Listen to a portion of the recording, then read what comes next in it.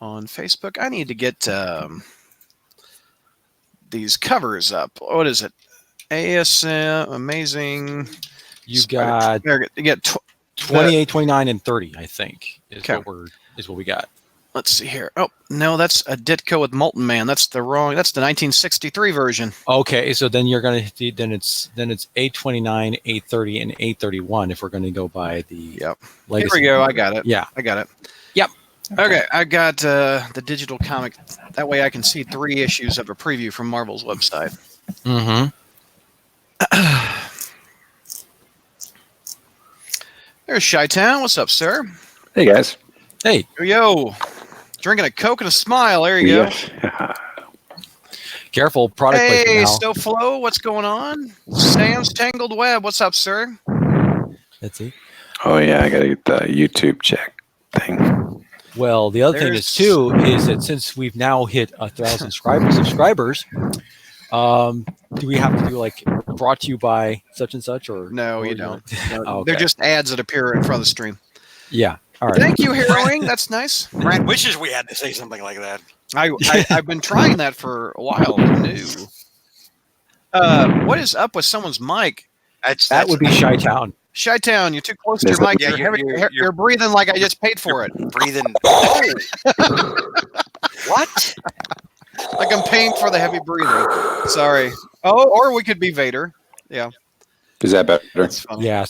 Yeah. Oh. Speaking Zach's of which, in timeout way at the bottom. Hold on. There's Zach. Hey, it's a vertical video. We don't have to bring Zach in. I mean, there he is. He's better. All there right. you go. Oh, Here's Zach is doing what I've been trying to. Zach was doing was I've been trying to figure out with my own smartphone is trying to set that up as its own webcam. But being that I'm such a Luddite, what were you saying, Zach? I can't hear you. Zach was saying something. it's not important. It's Zach. What is that? Oh, you have a giant Windows update, huh? What do you are we doing sign language? What I can't can you talk? Well, I mean, there you are. There you are. I don't know if you can hear me. I can barely hear you, but you mentioned sign language. I thought he was going to flip you the bird or something. Yeah, I wouldn't. Only to Berryman because he still has Suckett Joyner on his damn. That's never going away. That's there forever. Oh, that's so mean. Except when we talk about Marvel Team Up, right? Then it'll be Suckett JR. Suckett JR. Then it's Suckett JR, yeah. That's funny. Very much so. I like this angle because you can see the Marvel Legends in the background. Oh, yeah. I thought of you, George, today. Why? Hey, George, you're a little blurry right I'm there. scared to ask. I'm just going to not be like, that's so mean. Is that Scarlet Witch? Yeah. That's the Scarlet Witch. Oh, that's good looking. Mm-hmm. Oh, is that why you thought of me? Yeah, because you're a Wanda fan. I am a Wanda fan. Confirmed. Mm-hmm. Spider Vader clogged up with webbing. That's what Matt Bird says about Chi-Town. Mm-hmm. George is in witness protection. Your camera's going out of focus, sir. It is, yeah. It's hang on here. SoFlo, the graphics look nice. Thank you, sir. I'm glad you like them. So does that mean George is going to subscribe to Disney There you Plus go. or whatever so he can get WandaVision? Oh yeah, I think that Probably. sounds great. $5. I know.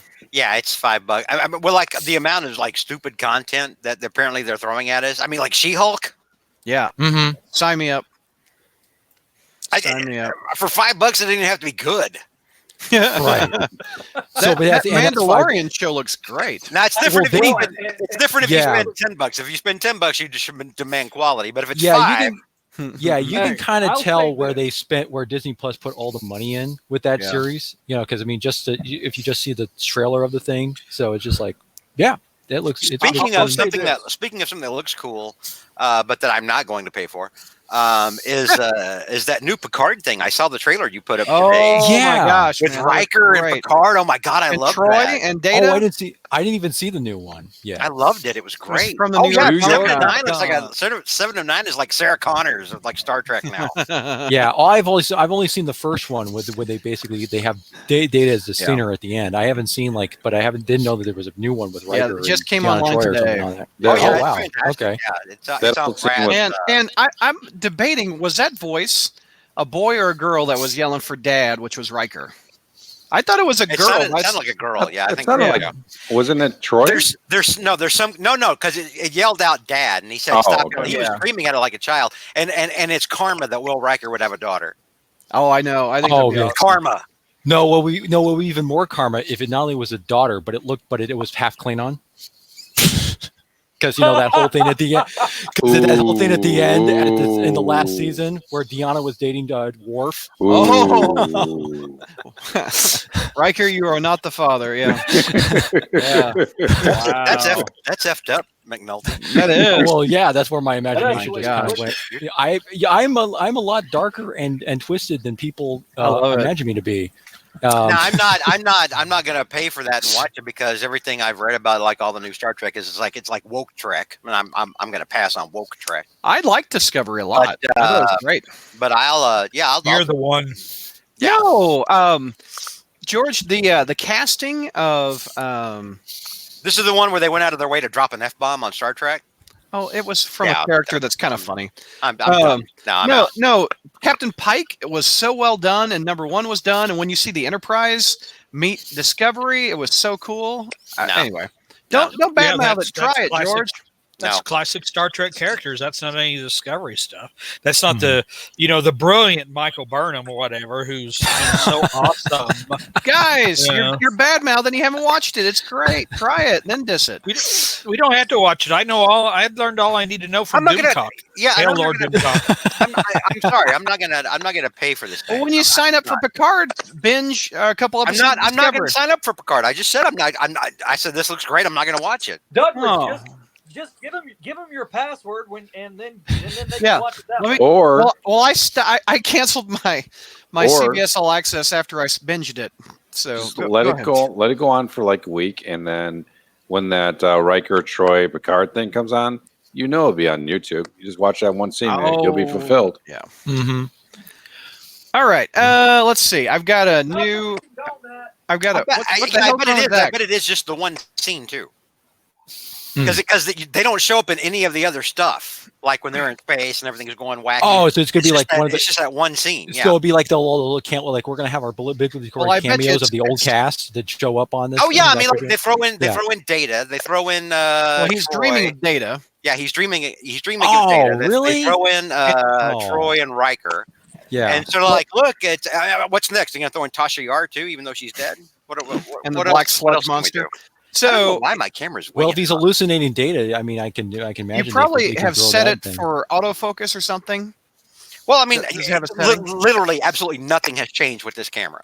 I don't The know. only thing I can may think have of gone out and got an update by itself. The only thing I can think of is I have a weaker light up here now because my good light bulb went out, and then I had to use one of those substandard government enforced light bulbs. LEDs. Yeah. I swear to God, I'm going blind with this thing. It's not an LED. It's just like Yeah. my toaster has more power than this damn thing. I mean, here's the thing you have to understand. I mean, Zach, God. your vertical video, and I can't Zach. hear you. Zach, Yeah, well, All you right, didn't get there one you of the go. vertical We don't video. Is your update done yet, sir? 81%. Oh Lord have mercy. Oh wow. All right, I say we start. Zach, get Hang close on, to your phone. hang on. I got to go get coffee Oh, Okay. All right. because you're making me do spider crime later on, and man. a costume topic that you gave me, and it was clear you hadn't even read. What do you mean? Well, all right, I'll be back. all right. I want to get He's me teasing. He's teasing something 2 hours or an hour and a half away. I'm gonna get some munchies too. I'll be right back. Oh my Lord! All right, we'll talk to the YouTube fans. You know what? Since I'm mobile, I'll go get my drink and I'll be able to carry I can it hear you with better me. now. You're closer to your phone, sir. I know. It's like watching a flock of seagulls video with Zach there. Cause I run so far away. Yeah. Ooh, I don't know how to do this with the share screen since I've have 6 cameras on. This ought to be interesting. Mm-hmm. Let's see. Chrome tab, What's in Zach's fridge? share. And Yeah. oh yeah, there it goes. There it goes. Yeah. Yeah. Oh, shrunk you all down. 2, 3, 4, Yeah. 5, 6. Okay, cool. And then we get better resolution that way too. All right. So what I was going to do is see what's inside. You guys can see the cover, and on Marvel, You got a couple pages that'll. Oh yeah, preview images. Yeah. So I can do that when we're live. Yeah. Okay, so let me. Where's my screen? By the way, Mr. Douglas, Yeah, dude. for the thank God they went and got that stuff. But for the first time in years, Yeah. I actually bought the physical copy. Oh, nice. So you've been buying the digital copies previously, correct? Yes. Okay. All right. Hello, 14 viewers on YouTube. I have a problem with my kitchen light, and I feel your pain with the light problem that you were talking about. Heroing. Oh, I should put these up on the screen. I've been lazy. I'm sorry. Chi-Town.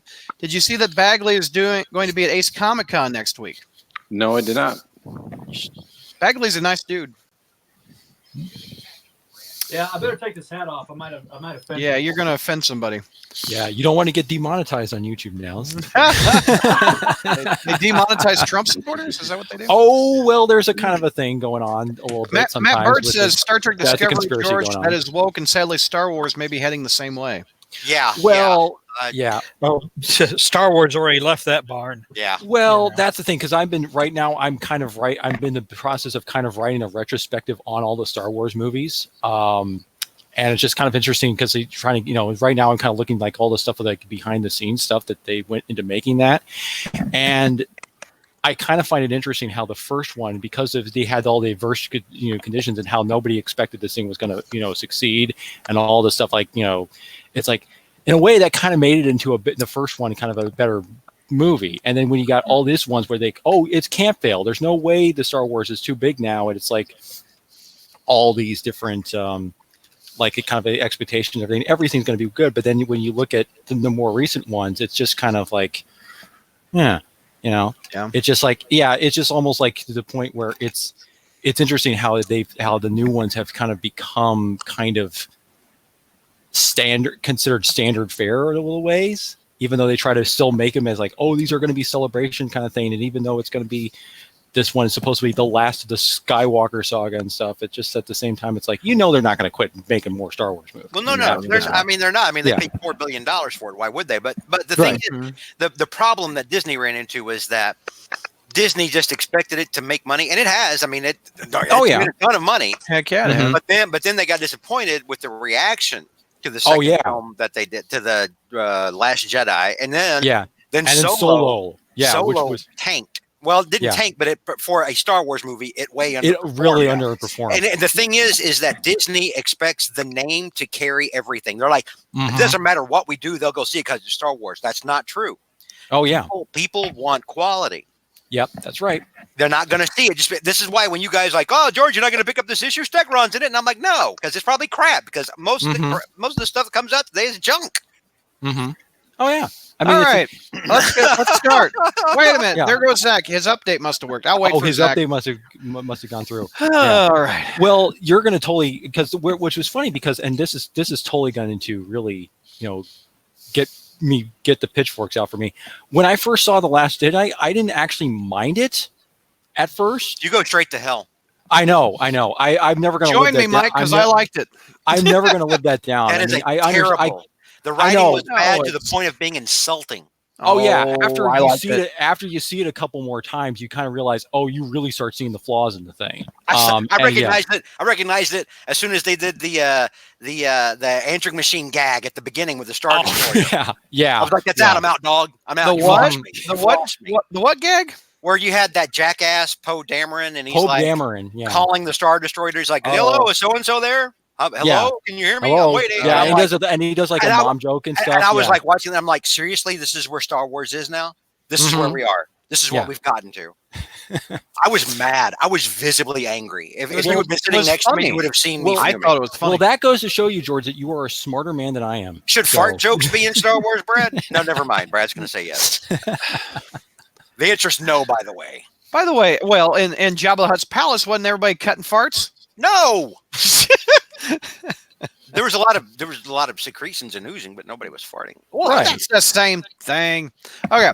I've been, George, keeping strong for 3 weeks' time on that kitchen light problem. We're still talking about lights. Okay. Zach, where are you, sir? Oh, there he is. Sorry, Zach. Sorry. You've been way down below in my tab down here. Boy, do you have a whole shelf of legends behind you? That's kind of cool. Yes. Awesome. Nice. Yeah. All right, So- let's get started. Coming down. Any questions before we start? Where's my echo? I'm hearing an echo. It's probably me. Hang on. All right. Yeah, that would be. There we go. All right, That's coming why down we in have 3, headphones. 2. Hey, Crawl Spacers, welcome to our review show. Let's introduce the panel. JR, Get Off My Lawn is on the line. What's going on, JR? Well, I'm tuning in today to hear what George is going to have to say about Spider-Man returning to the MCU. That's the only reason I'm here. I'm here for that. Well, you'll have to wait till the next show because we're doing reviews first. Oh, And we have Mike. What's going on, Mike? Still a nerd. Hey, well, first of all, congratulations to Brad Douglas for hitting 1,000 subscribers. And all of us, 1,000 subscribers on YouTube. So thank you to the people that signed up. Yeah. So, Yeah, that's awesome. here goes. Here we're trying to shoot for another 1,000. No doubt. That'd be fun. Yeah. And we have Chi-Town. What's going on, Chi-Town? How are you, sir? What's up, everyone? How you all doing today? What are you munching on there, sir? Pretzels. There you go. There you go. You could hang out with Norm Peterson. Cheers. Norm. Yeah, there.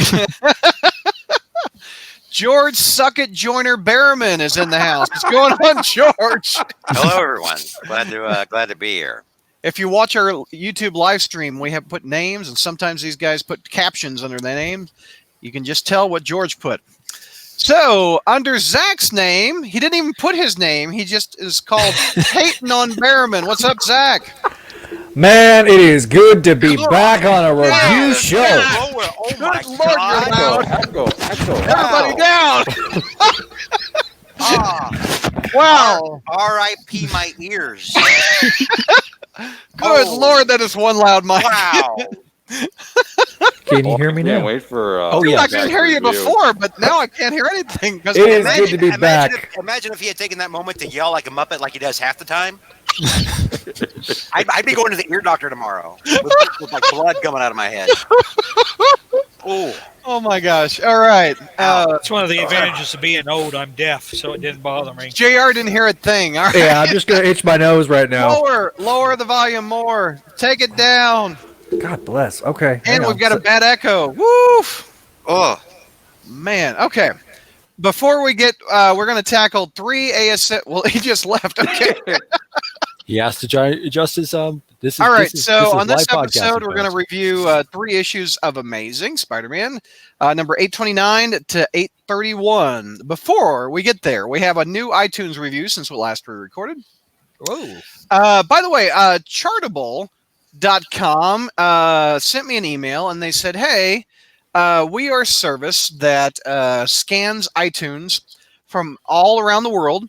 So now I can easily read if I get an iTunes review from outside the United States, it'll show up on this chartable.com. So, and if it's foreign, you can just run it through Google Translate and massacre it terribly. That's true. I don't know why anyone would write a review not in English because I don't think if they speak English, they could. Anyway, Actually, I think we've gotten reviews from Brazil before or something like that. Mm-hmm. Here, Yeah. I will look. I have an easy way, but let me read this first one posted on September 19th from Frank W. Dixon. Subject title: if you love all things Spider-Man, you'll love the Crawl Space. 5 out of 5 stars. I'll start by saying, quote, thank you to the entire Crawl Space team. This is a great Spider-Man podcast. Due to the fact that I drive 2 hours a day for work, I listen to a lot of podcasts. When I searched Spider-Man, the Crawl Space came up. I've been listening every day since, and the podcast is fun, informative, and passionate about Spidey. Spider-Man has always been my favorite hero, and I always loved his comics. However, I haven't been reading comics for 5 or so years now due to a lull in interest after ASM 700. This podcast has changed that for me. I'm currently doing a complete read-through of Amazing Volume 1 on Marvel Unlimited. I'm trying to catch up on the Nick Spencer stuff. I love all the segments in the Crawl Space, and all the panelists are great too. George and JR crack me up all the time. Thank you, Brad and Crawl Space team, for this great High podcast. five, George. I would recommend the Crawl Space to any fan of the webhead. So You know what, Brad? Yo. Because I listen to a lot of podcasts. Mostly what I listen to is like D&D podcasts, right? Mhm. But I listen to other podcasts like this is weird. I listen to like a lot of paranormal podcasts, like Bigfoot and UFOs and crap like that, and ghosts, right? Which is something that we should all be expecting. And so one of the things I do is like whenever I find a podcast, I look at number one, how many episodes there actually are. And then I go to the reviews and I start looking to like when the most recent reviews were, like when the review stopped. Because if it was like the last review came in like 2015 or something like that, and there's like, there's so many, I'm like, okay, they stopped. This is a dead podcast now. And then I kind of don't want to listen to it. But like when people come to our podcast, they don't have that problem. They're like, episode, what are we into now? I mean, oh gosh, we are on. Well, you would ask me that. 5. I just made a graphic for the new one today. 573. Wow. I mean, like people are like, holy crap. No, 574. I was one off. People listen to this. I could listen to this for a decade at work. Like literally, you probably because the show's over. We've been doing it for a decade, so you don't have to put the mic away. There you go. Right all there. right. Is that better? No, Yeah. don't yell. Don't yell. Jesus. I'm just talking. There, Yeah, that's now your level. that's Right normal. there. There's your level. Lower. Just continue to talk. By the way, George said, where have we gotten reviews from in the past? Since I started the new feed, I think in 2013, here's the countries that have written in. Argentina, Australia, Canada, Colombia, Great Britain, Ireland, New Zealand, Saudi Arabia, United Arab Emirates, and the United States. So I wonder what the Ireland one was about. Let me read this. Irish one. From It was probably 2015. Way to insult our Irish fan base. More amazing than the comics it reviews. This one's from Scarlet Pig 62 in Ireland. Whoa. not bad. This podcast covers all aspects of the webhead, from reviews of the current comics to crazy news about people robbing places dressed as Spider-Man. Don't encourage him. Cast Okay. is really funny, especially JR and George, who are a treat to listen to. When was this? You'll love these guys. When was this? When was this? This was in 2015 from Scarlet Pig 62 in Yeah. Ireland. Kirby and JR, yeah. Yeah, let's go to Colombia. Well, this is kind of fun. 2016, Hombre Aranya writes, great podcast. If you like Spider-Man, if you read Spider-Man, if you are continuity obsessed with Spider-Man, this is the show for you. Like a good comic, this podcast is continuity heavy. Not necessarily to listen to every episode, but the jokes will be funnier. The cast is diverse. You can really see why they love Spider-Man. However, the current state of the comics is really affecting them. If you think you really know Spider-Man, listen to the Jeopardy episodes and test your knowledge. English is my second language, so I appreciate how clear they speak. Highly recommended from Colombia. Unless I'm talking, apparently. There you go. Do we go? Well, I'm not going to participate in this year's Jeopardy episode because I was thoroughly humiliated last year. Okay, so I've beaten JR this year. All right, that's great. No, JR, you have to come back because you have to beat his ass. Sorry, I had to step away and do something. What was JR whining about? He's dropping out of Jeopardy because he's scared of me. That's pretty much what he said. He's dropping out of Jeopardy because he happened to tie with Brad. And Brad broke the tie. Then I broke the tie at the end. You bet. Look. JR is like the New England Patriots of. He's like the New England Patriots of Spider Jeopardy without having to cheat, though. That's true. Let's go to Argentina from 2014. Love it. This podcast is great. The panel and hosts are real fun to listen to. You can tell they are enjoying what they do and their love for Spidey pumps the quality of the show way up. I particularly enjoy the reviews since I lost my eyesight some years ago. It's almost like reading the comics once again. Keep the show going, Brad and pals. It's webtastic. Gruntalk from Argentina. I can keep going on this. Let me see. Yeah, we're just going to review. Has this turned into an iTunes review show? I guess so. Well, I've just I hope he doesn't cry for us, though. Our YouTube numbers are dropping. People are like, well, no point in turning in now. I came here for I'll reviews. I'll do one. Let me do one more. Yeah, it's always one more with you, Douglas. Brad's about to quit. The look on Brad's face is like, I'm done. I'm out. It's always one more, Douglas. This is the last show ever. That's what every alcoholic says. Probably won't have any from Sweden because no, there is none from Sweden. The time we have callers in from Sweden, we always insult them by assuming that they're ABBA fans. We don't insult them. We ask them, and then they're like, yes. As it turns out, they enjoy Last one for this episode from New Zealand. Sailor Sega. Not too bad, all things considered, is what the subject title is. But they give us 5 out of 5 stars. I've been a fan of this show in New Zealand since episode 1. Woo! This podcast is 2006. great. The panelists review the current issues of Spider Books, and I give each issue a letter grade. There are other shows as well, looking into classic issues too, Friday Night Fights and Spider History. Those are entertaining whether you're reading the comics at this time or are a newbie. Give it a listen. Your ears will thank you. New Zealand, thank you very much. That's awesome. Very good. Okay, that is the last one. So if you are listening from around the world, I can now read your comment on the air thanks to chartable.com. This turned into an iTunes clip show. I know.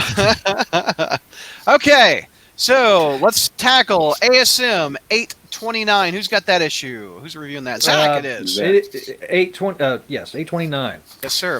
All right, Amazing Spider-Man Legacy number 829. The actual number is volume There you go. 528. Let me pull up this cover. You got the Kingpin beating up Spidey. And Which doesn't actually Fred. happen in the he Yeah. doesn't physically attack Spider-Man in the And issue. Boomerang's looking not too hot either. Yeah, lots of blood. That's Ryan Otley's specialty is blood. Yeah, it is. Yeah, he likes all that. Good looking he likes cover, all that though. thing. Oh, yeah, it great is. looking cover. Good looking cover. It's actually Oh, that's actually only one of my.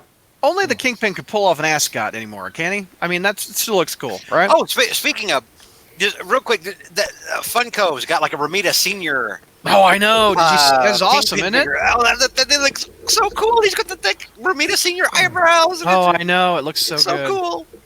Yep. Okay, so take me through this, Zach. Speaking of Kingpin, there you go. I got a Marvel legend for everything. Anyway, so it is written by Nick Spencer. Kev Walker is the penciler. John Dell is the inker. It is Who Run the World, Part 3. The Syndicate is composed of Beetle and White Rabbit and Scorpia and Push Trapster the with. mic back just a smidge more. There you go, right there. Talk How now. about now? Much better, much better. Okay. Trapster, a doctor, sometimes called Lady Octopus, and they attack the Feast Center.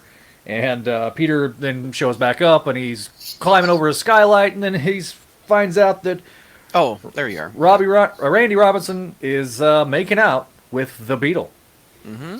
So And I've got the previews from Marvel.com up here, where you can Yep. order it digitally. They give you 3 issues to preview.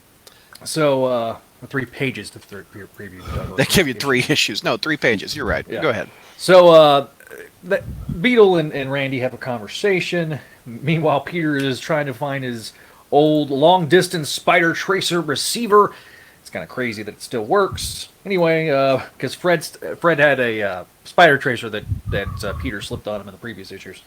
So anyway, we get back to the Syndicate, and they're kind of they're doing some shenanigans basically. Wilson Fisk is standing outside of where the Syndicate are, and basically he's making some demands. Spidey shows up, and Fred basically, says to the Syndicate, "You idiots! She sold you out because, well, I'm Fred and I know everything." Anyway, Spidey then is fighting the anti-Spider Squad that was reformed into like this SWAT team group. Then we then cut to Beetle, blowing stuff up, grabbing Fred, basically, showing her true colors. Meanwhile, Peter basically goes, "Look, if you hurt people, I'm telling your boyfriend." So, some more stuff continues to occur, and Peter's like, "Why is the Kingpin after you?" And then we get all that in off-panel land. We don't find out why the Kingpin is exactly fighting with them.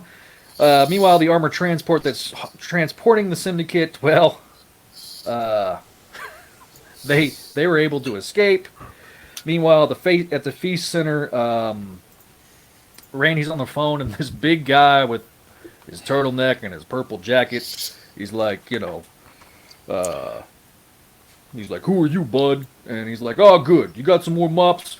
We got Boomerang blood all over here." And so basically, this group comes in to rebuild the Feast Center. Apparently, all of the red tape that had been mired with the Feast Center is suddenly taken care of by a hotshot attorney named Janice Lincoln, aka the Beetle. Turns out the Beetle has a heart of gold after all. Anyway, thanks to probably some mob pushing through her father, aka Tombstone, everything is dandy and grand. So that is the end of the issue. So what's your grade on it? It is a B minus. Okay. For me, the reason why I'm giving it a B minus is because of the artwork. This artwork is, I would put it on the mediocre. We've had a lot better art throughout Spencer's run, and this is probably my least favorite artwork of any of the issues that have occurred in the last 28 issues. So yeah. I really think that this artwork is just... I've seen better work on the crawl space. I'll just tell you that. Oh, wow. I'm sorry, I have. I've seen some talented artists come and go throughout the years on the message board, and I've seen better art from them. So, yeah.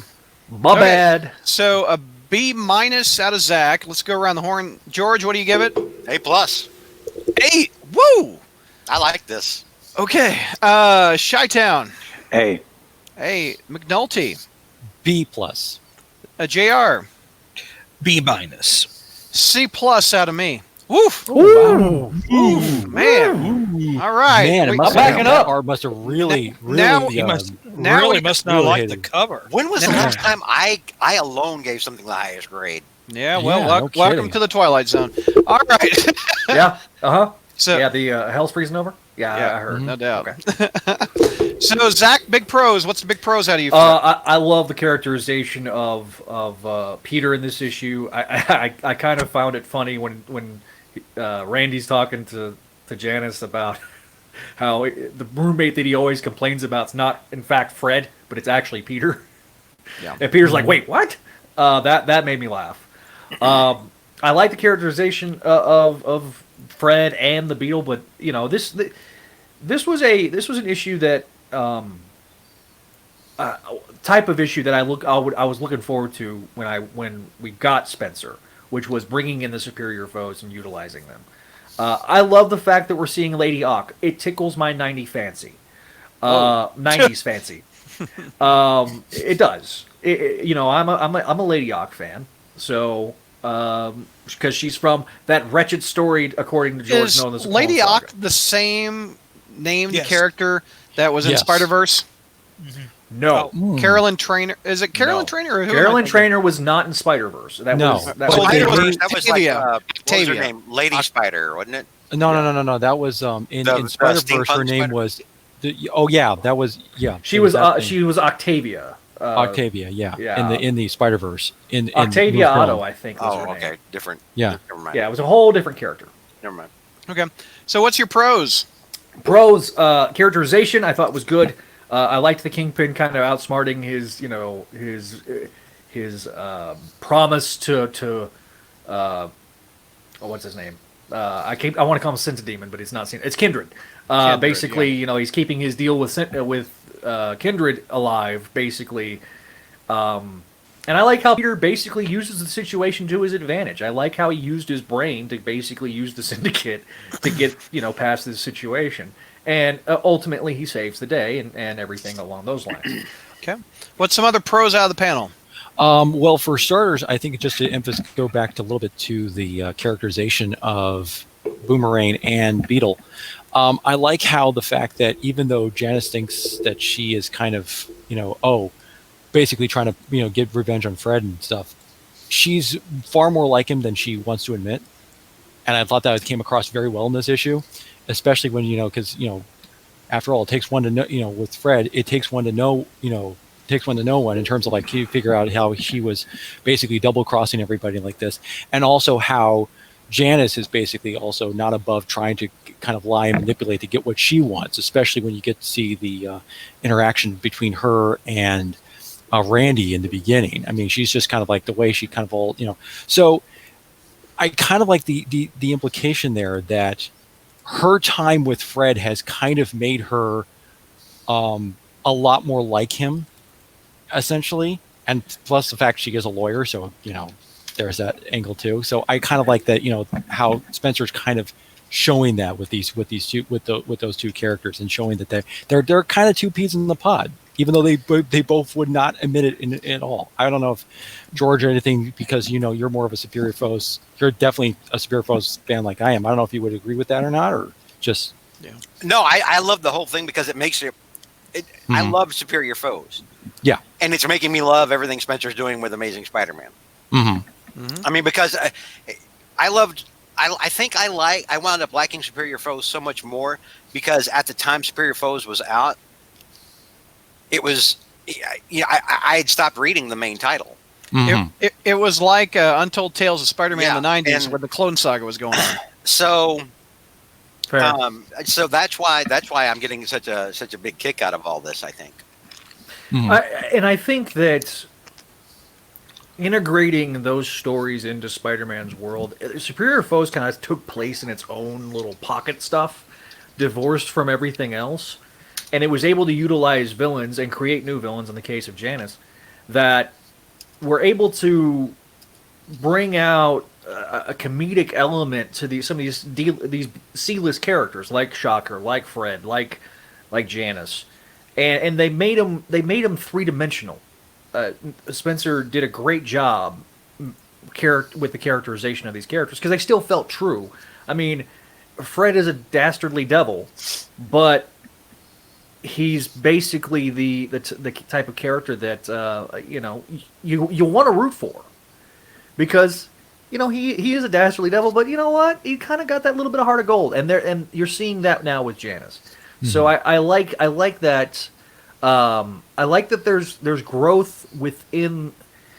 Far too often it seems like with Spider-Man the last 15 years, with JMS it was so focused on Peter and Mary Jane and Aunt May, and there wasn't any supporting cast other than the Avengers. And then to counterbalance that, they went so far with Brand New Day to focus on the supporting characters, and there was no focus on Peter. There feels like there's a balance between the focus on the main character and the focus on the supporting cast, and it just makes it a more richer world when there's an equal representation. Other pros that we haven't talked about. Feel free, anybody. I love. I love the humor. Zach has brought up the characterization. I love the characterization. I love every bit of Fred in this. I do. I'm quickly becoming. Fred is like a superstar to me now. When I build my Marvel Legends avatars for the crawl space, I always put Fred as Berryman. Yeah, I love. I'm eating up with Fred. Yeah. But I love Janice. I love Janice's not Janice, Electro's reaction, like when Spider-Man is like, when he tells her, if you seriously injure anybody or kill anybody, I'm going to tell your boyfriend. And then she's like, no bodies, shoot to offend. Oh, that was funny. I died. And then Electro was like, I hate this, censored gang. Oh man, I was dying. I really was. I was howling. Look, Spencer made me like She-Electro. Okay? Yeah. I hated the whole concept of killing off Electro during that awful, the worst clone story that has ever been produced, aka Clone Conspiracy. I mean, it's anything with clone in it, really. What? No, just all right. The fact that we got this basically woke version of Electro for no reason. We kill off Max Dillon for no reason. Replace him with a chick. So basically, it's Electro with boobs. Oh, God. I mean, that's basically what she was before she came into this story. I mean, it's true. So I'm not saying anything that's wrong. So the person that gave it the second lowest grade is JR. So let's hear your problems with it. Or what was your pros? I apologize. Your pros. You must have liked something. It was an amusing story. I liked the line, the Real Housewives of Evil. I just thought it was rather clever. It was an amusing story, but it did have some. I had some issues, but we'll get into cons. So I didn't mind because Zach went on an art tangent at the beginning. I didn't mind the art so much. It didn't take me out of the story or me anything. neither I did I. didn't. Sure did me. I really I didn't hate the art all that much. why does Randy look like he's 12 in the first Why does Spider-Man have a weird looking head?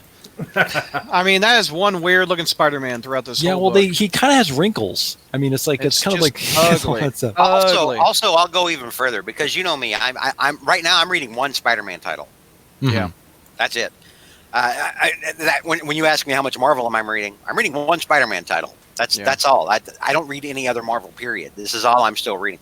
But I would buy if we got a Superior Syndicate. If we got like another like limited series with this group, with as JR calls them, the Real Housewives of Evil.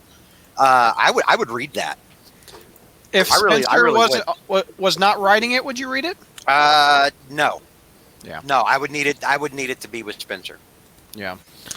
Cons. Let's Zach hear your cons on it. You gave it an A, right? Yeah, I gave it an A. No, I gave it a B minus. And, sorry. the it would have been an A minus if it hadn't been for the artwork. The artwork really hurt this story for me. I think I would have enjoyed it more if it had been Ryan Otley drawing it. It's such a contrast. You look at the cover. Yep. And it's Ryan Otley, and it's great. And then you look on the inside, and it's just not that grand. Right. It's just, I mean, look at there's a splash page with Spider-Man in it. What is? Yeah. Show the one where he's got a funky looking head. Let me see what page it is. Is it this one? Is it that? That's pretty ugly. Brad, you used to give Kamen Coley good marks, and he drew Spider-Man with an old man pelvis and a hunchback. Yeah, but this can't do it for me. This didn't do it. No, I liked Kamen Art Coley is a lot subjective, more. George, and this offends for my tastes in art. I just like the way the way Electro looks in this is just. Yeah, Adam says, "Wow, Zach is crucifying the artist." Don't forget me. I hated it too, Adam. He says Ramos is worse. I will say this. A lot of times, for me, just my enjoyment of any single issue, if the story's good, it's like it's almost like I don't even notice the art.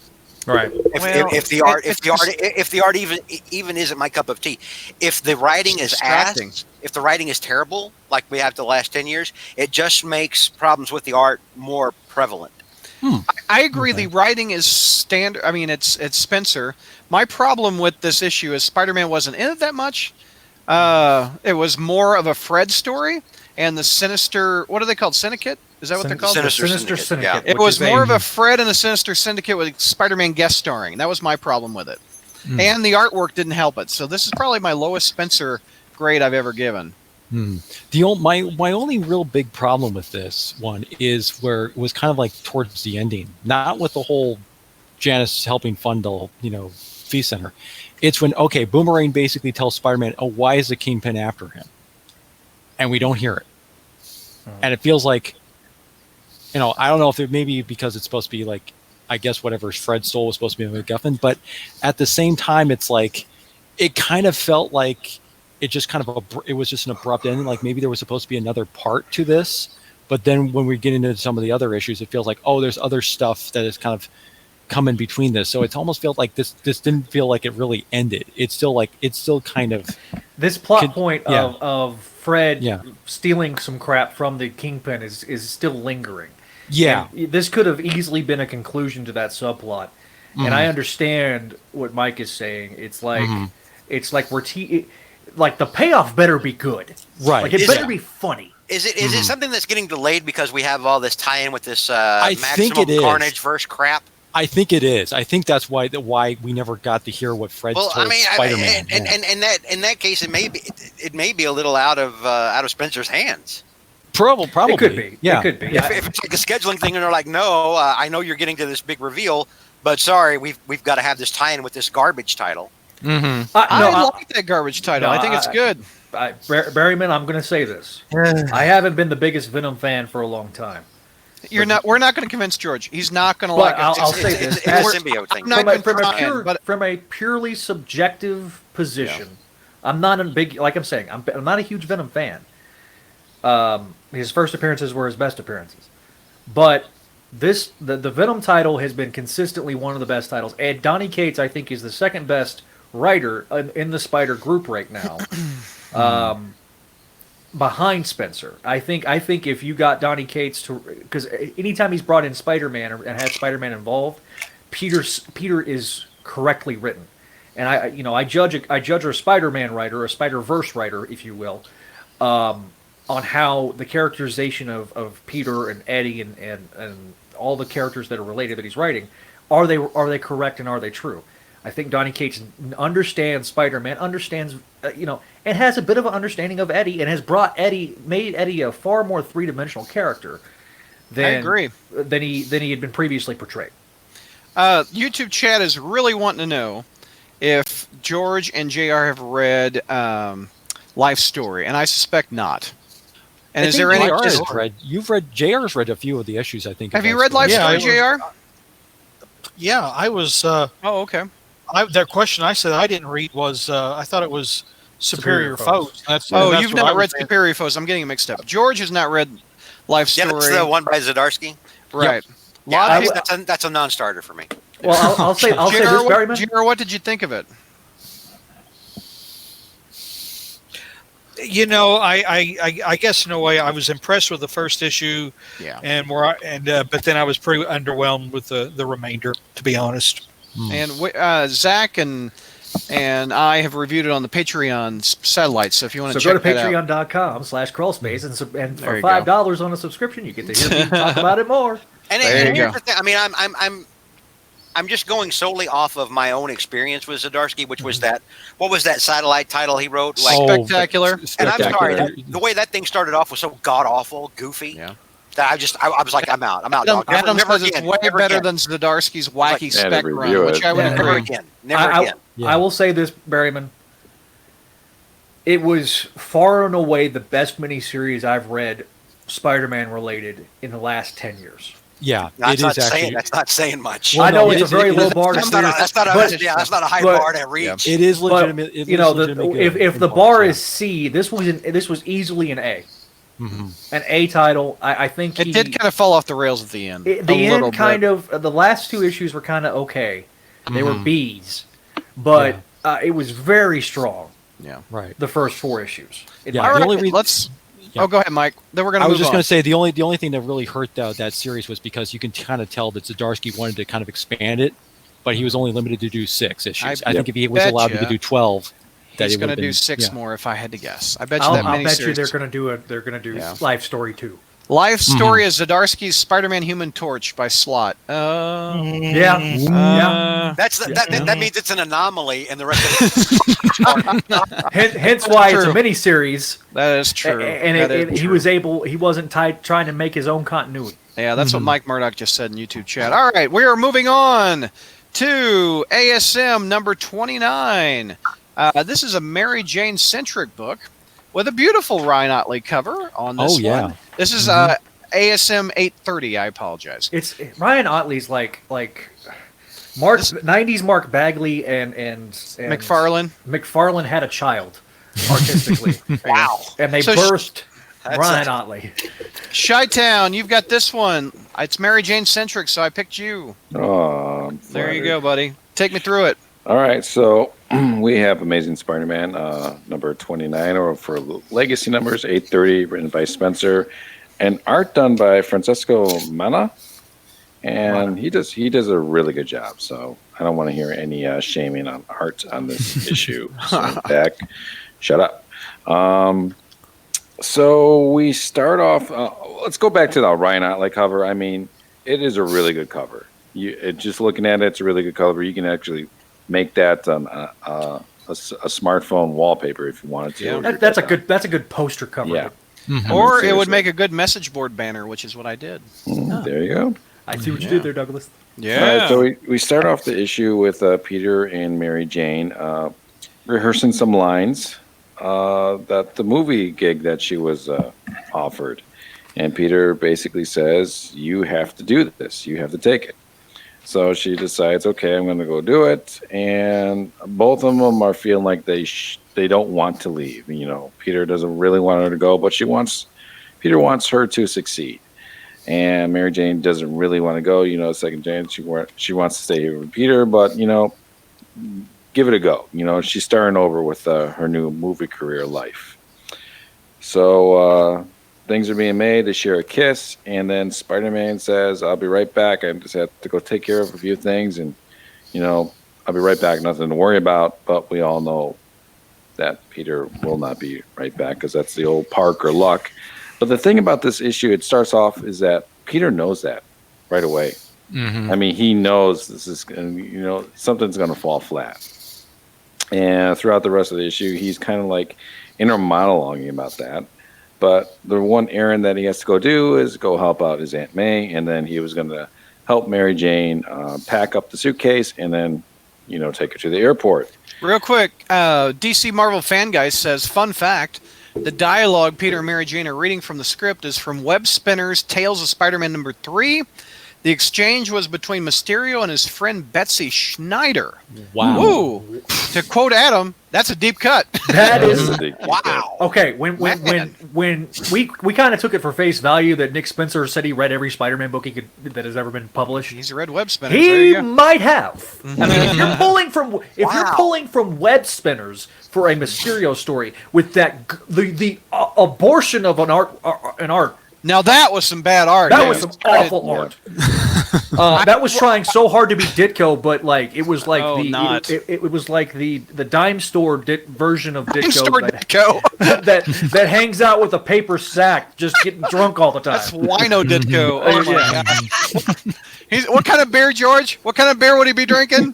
Tell me. Some German beer. From that picture. That Schlitz. picture. He was drinking No, Schlitz. it wasn't Schlitz. It was like hams or something. No, it's just not European. I don't know. Hey, by the way, you're welcome for that mental image, folks. PBR. Adam says Web Spinners had a dope chameleon arc too by Jenkins. Yeah, I remember. Isn't that where Mary Jane hit him in the back of the head with a baseball bat? Yep. No, Yeah, that was DeMatteis. Oh, it was. Okay. That was DeMatteis. That was awesome, dude. If you're the chameleon, though, you know it's like you'd almost Look out for that redhead. It's almost like you'd want to go up against Spider-Man and not his aunt or his crazy wife. I mean, he got his ass kicked by his aunt with drug brownies. His aunt declared chemical warfare on him.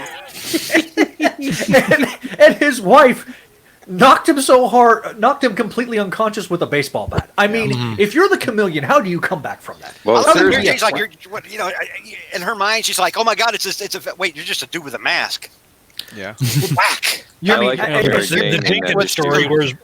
was where Chameleon said he loved Peter. Mhm. That was the Jenkins story. I love how MJ's like seducing Peter to go up to the room and realizing that it is the chameleon. Like As soon as she kisses him. And then bam, right there with a baseball. Anyway, bat. feel free to continue, Chi-Town. Go ahead. Okay, so Peter goes sees Aunt May, and basically Peter's dragging on about like she wants her to succeed, but he doesn't really want her to go, doesn't want to hold her back. And basically, Aunt May says, don't be silly, which is AKA don't be stupid. Tell the girl how you feel, put a ring on it, and La make la me la a la grandma. la la, don't be shy. Bye. Yep. Kiss the girl. Kiss the girl. Yeah. And then that old Parker luck comes up where we see Teresa Parker, Peter's long-lost sister, has come back. And basically has a thing for her and Peter to go check out because she needs some help, and Peter doesn't want to do it. He's just like, no, la la la la, I don't want to. I gotta go give MJ, a ride to the airport. But no, Teresa's friend is in danger. She needs stealthy Spider-Man, even though there's like 5 other Spider-Man out there that can easily help her. Yeah. But There's more every day. The scene cuts to not MCU Nick Fury. Boy, we haven't seen regular Nick Fury in a long time. I'm always a fan of Hasselhoff Fury. I mean, it's just perfection. Hasselhofer, he turns into the chameleon, where they have Teresa's partner. What's his name? Albridge. What is it? Albright. Agent Albright, who I think it looks like to be Teresa's, boyfriend or whatever. Well, he's soon about to be no bright in very few minutes. Dumb bum. Minutes. Stay here all night, folks. Mike's got more. So, so basically, Chameleon has a. Sorry. Sorry. I'm so sorry. I killed Peter. Why did you murder a man tonight, Douglas? I killed him. You murdered a man. That's what she said, joke. Damn you, Berryman. That was me. What'd George do? I didn't do a damn thing. Damn you, Douglas. I understand that they're both goofy-looking bald dudes, but come on. You'll be in the club next month. Damn. Listen. I think Bosley keeps sending me text messages. I take What are umbrage you, to being, Charles Angels? I take umbrage to being called goofy looking. All right, this doesn't happen overnight. All right. Well, screw this review. We totally derailed Peter. Wheels are off the bus. No point steering the now. The wheels Right. on the bus. Chameleon. Go round and round. Chameleon has Teresa's boyfriend hooked up to a computer and it's gonna. Damn it. All right, I'm good. Okay. All right. Some so- VR porn going on. Shut up, Zach. All right. So we have Chameleon trying to get all the information from Teresa's boyfriend because he's going to sell all that information to the highest bidder. But basically, he wants to know where his hiding place is. He's looking for a specific person to find out. And using this machine, he's taking all these things from his mind and it's killing him in the same process. Then we cut to Mary Jane and Carly Cooper, her new bestie, helping her with her luggage, and she's going to be the person that rides her to the airport because, as promised, Peter is running professionally late. Peter does help his sister, break into the lab, but all of it's for her boyfriend is now dead. And Carly takes Mary Jane to the airport. And then we cut to Peter FaceTiming MJ in his apartment. Like he's really, really sorry. He's very, very emotional that he wasn't there for her. And it's really, really killing him. But MJ, thanks to Spencer's writing, is really taking like, yeah, I know that, but it's okay. I get it. I get why. She truly understands why. And Peter's still upset about it because he was going to do the one thing that we've been hinting about in number 1. There's no hinting. And there's no hinting. There's no hinting at all. An engagement ring. Yeah. Right there. He was going to propose. I think Aunt May gave him that ring, wasn't he? That was Spider-Man 2. Well, is that the Or original three, ring Spider-Man he had 3. from the Cracker Jack box that he's been kind of In holding on? Oh, he's been holding on since the 70s. But in the He could have last been married 40 page, years by now. Peter's holding that engagement ring and saying maybe some other day, which reminds me of One More Day. Yeah. Which really doesn't, There's your threequel, folks, right there. yeah, That's your right title. there. And right Some there. other day. Yeah. This Some is an other A day. plus. I give this issue an A plus. All right. Let me go around the horn. George. A negative. A negative. A minus. Reviews now. It's a no positive, Brad. What does that even mean? This issue is written in the blood of Oh my gosh.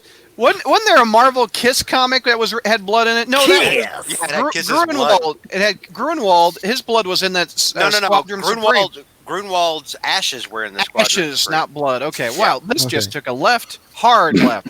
Okay, we went to That blood. escalated quickly. Okay, one more time. I got an A plus out of Peter. I got an A minus out of George. Zach.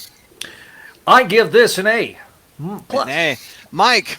And A I plus. also give this an A. Okay, JR. A plus. C minus. C Oh, minus. Jesus. Ooh.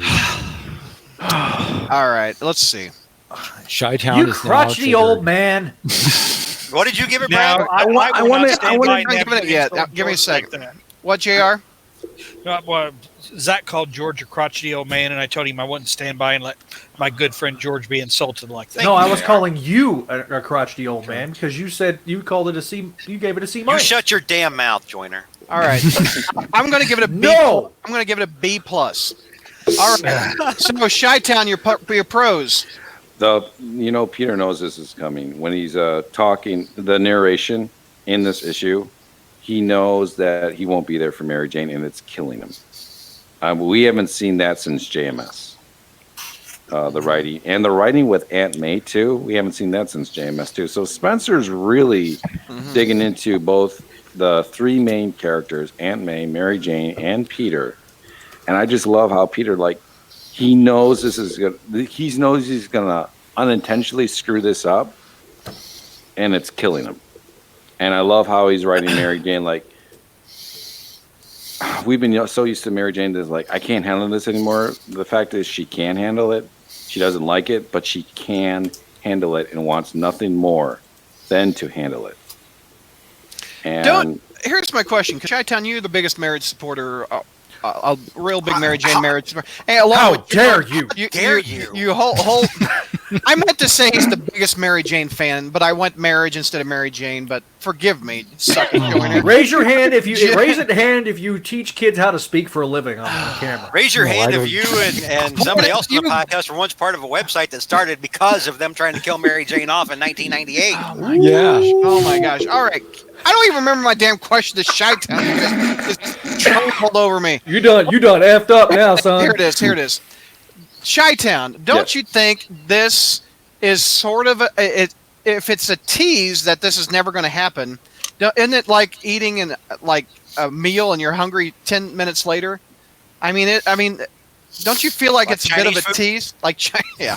do you think it's a tease that it's not going to happen, or do you think It's it's a not tease? going to happen. I don't think it's going to happen. I do think it's going to happen. And Oh, They're no. going to get married? No, I don't think that's going to happen. No, not being married. No. Okay. I think it's One more a day tease. will be the Mephisto fight is coming. Mephisto will be I don't think I think one more day will be addressed and resolved. Good. I'll take that.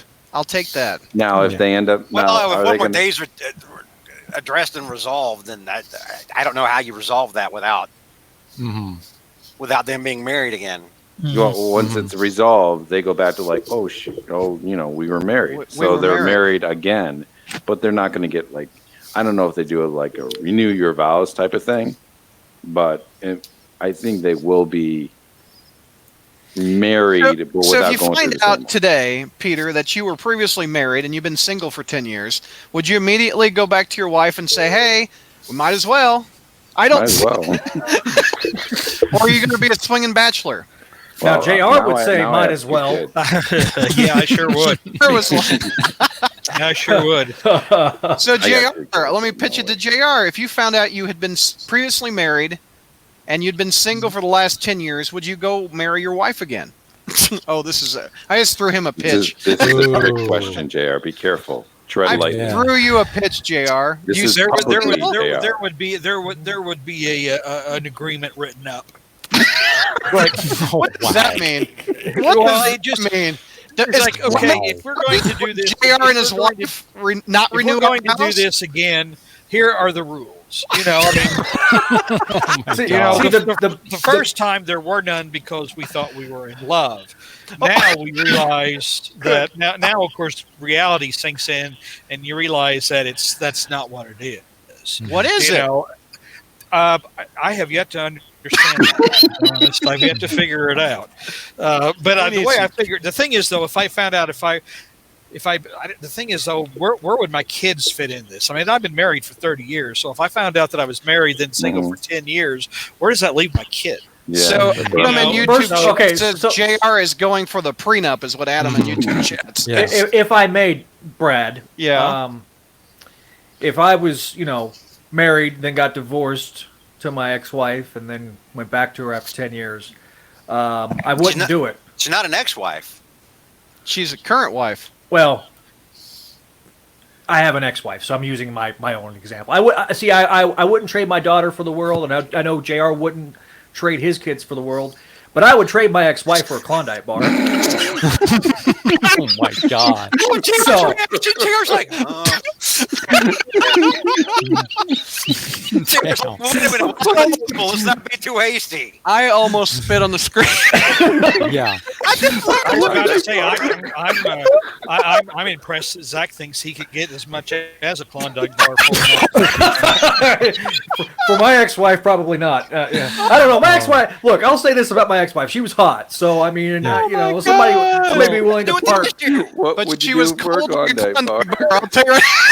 This might be a strange segue to jump in on. There's no other way out of this, whole Mike. Go talk ahead. about this whole talk about about what we would have done differently and everything, and all these conditions and all this stuff.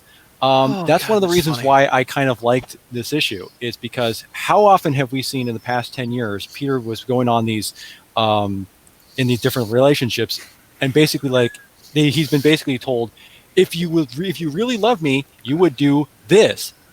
And by that I mean Carly Cooper, which is one of the reasons why they're not together now, thank goodness. But here we don't get that. Here it's Mary Jane's basically telling him, hey, it's okay. I may be disappointed that you couldn't do what you needed to do, but what you see me off the airport, but I totally understand, and she still loves him for being who he is, right? Because anybody who kind of tells you that if you really love me, then you should do this, that's a red flag, folks. That's control. And I think everybody who has ever been on the receiving end, including myself, when you're in a relationship, that's the sign you should run for the hills, and all that kind of stuff and everything. That's So pros, I think we went off on a big marriage tangent. And talk about some pros what's not been mentioned. But while we're still on the marriage, I want to say this because I'm in the camp that I don't think Marvel's going to let it happen again. I don't either. I don't either. It would be taking a victory away from Joe Quesada. I'm sorry. It would be taking a victory away from Mephisto.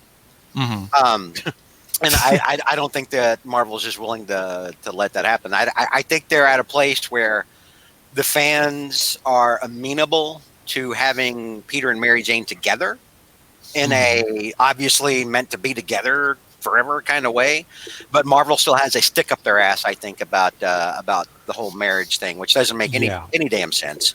But it is what it is. I think what is Quesada's role these days, anyway? To be honest, he's like a creative consultant or something. But yeah, I'm with George on this. He's just basically counting Ike Perlmutter's money. Okay. Yeah, it makes me wonder because he got demoted, and he did. He got demoted away from film. Well, yeah, Feige kicked them all out. He got demoted from film, and then when Zdarsky came in, remember Quesada got on Twitter and was like, "Hey, it's cool. I'll be helping Zabolski out. Behind the scenes here, fans. It's all good." And I'm like, "No, what? Just let him lead." Well, it's not just. Why don't you sit there and collect a check and be quiet? Yeah, but it's not just Quesada, George. It's Tom Brevoort's also still around there too, and he was really opposed to the marriage and everything like this. I think Nick Lowe, is kind of would go along. But here's the thing. But, clearly this is. It's what the fans want. I mean, look how. Here's the thing. Think of the last 10 years, or I say 10 years, almost 10 years, since One More Day happened, and then when Spencer took over. Just this podcast alone. Oh yeah. Right. I mean, like we were some of the we're some of the biggest critics of this book. We're like, the book has never been this creatively bankrupt before. And now we're like, oh my God, this is like a glorious new day. This is wonderful. Oh my God, this is a green and pleasant land. This is a brand new day, right? And so I mean, like suddenly, it's like, how much dissension did that quell? Well, the other thing is too is that one of the things, the reason why you have Mary Jane kind of depart on leave is because we are getting a Mary Jane series out of this, and I think that's testament to the fact that since Spencer got on the title, the character has been redeemed after all the crap that they've put her through. No, they've already done that before. Even when Slott was still writing the book, Marvel still knew Mary Jane was so damn popular, despite all their attempts at character assassination over the last decade. Yeah. Remember, I mean, like this isn't the first time we've had Mary Jane variant covers on every damn thing. Oh no! It's not. Oh no! We had I it mean, back yeah. under Slot back during the dark times. Oh, sure. But I'm just saying is that because of the fact that they are trying to actually give Mary Jane her own series, and it's still Spider-Man connected, as opposed to just shuffling off into another, character's book, where she can be like a Pepper Potts wannabe. I mean, that's, this, I think in a way, this is kind of, it's showing that there's they're recognizing a little bit more that they're trying to kind of appease the fans and acknowledging her popularity as a character. And that's I give a lot of the credit for this. I give a lot of the credit to Zabalski. I give a lot of credit to Nick Lowe. Mm-hmm. I give a lot of credit to Nick Lowe. I'll say this. I felt like Nick Lowe was very hands-off with Slott because he didn't want to rock the boat as the editor. I feel like there's a lot more collaborating going on between Lowe as the editor now with Spencer, and I feel like it feels like Lowe is taking a bit of a creative direction with the overall Spider segment of Marvel, because I feel like almost all the satellite titles have drastically improved the moment Slott left, because Slott was driving that bus way before, outside of Bendis and his pet character with Miles. Everything else was being influenced by Slott. So I feel like creatively, Nick Lowe is I don't think you would have done Life Story a few years back with Slott on the title. It makes me wonder if, like, for the last, because how long was Slott under Lowe technically as editor? Oh, like about 10 years or something. No, it wasn't 10 years. It was like 5 years. Oh, because I'm thinking Nick Lowe has not been the Spider editor for 5 years, has he? That's true. Yeah, I'm thinking. There's no way. No. I'm thinking of the guy who was. I forgot about the guy who was before who was with him before him. I'm not talking about Wacker. Yeah, Wacker. Yeah, Wacker. Well, look, let's not darken this podcast. Wacker left and went to Marvel Animation 5 years ago, because he did it during the Ultimate Spider-Man. It made me wonder if, like, Nick Lowe, while he was letting Slott just do whatever fan fiction Slott needed to get out of his system from all his little notebooks and everything, if he wasn't, like, mentally looking at the calculus and thinking, oh my God, look at all the things that we need to fix afterward.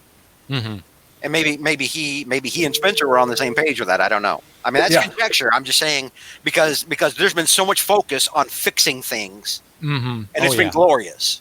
All right, I'm sorry. I got off on my. Okay, cons. We haven't even.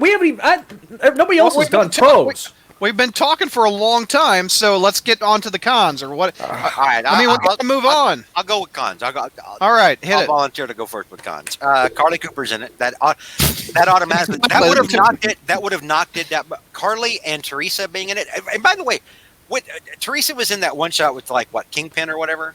Yep. Yeah. Right. I thought it was established that she wasn't actually his sister. No.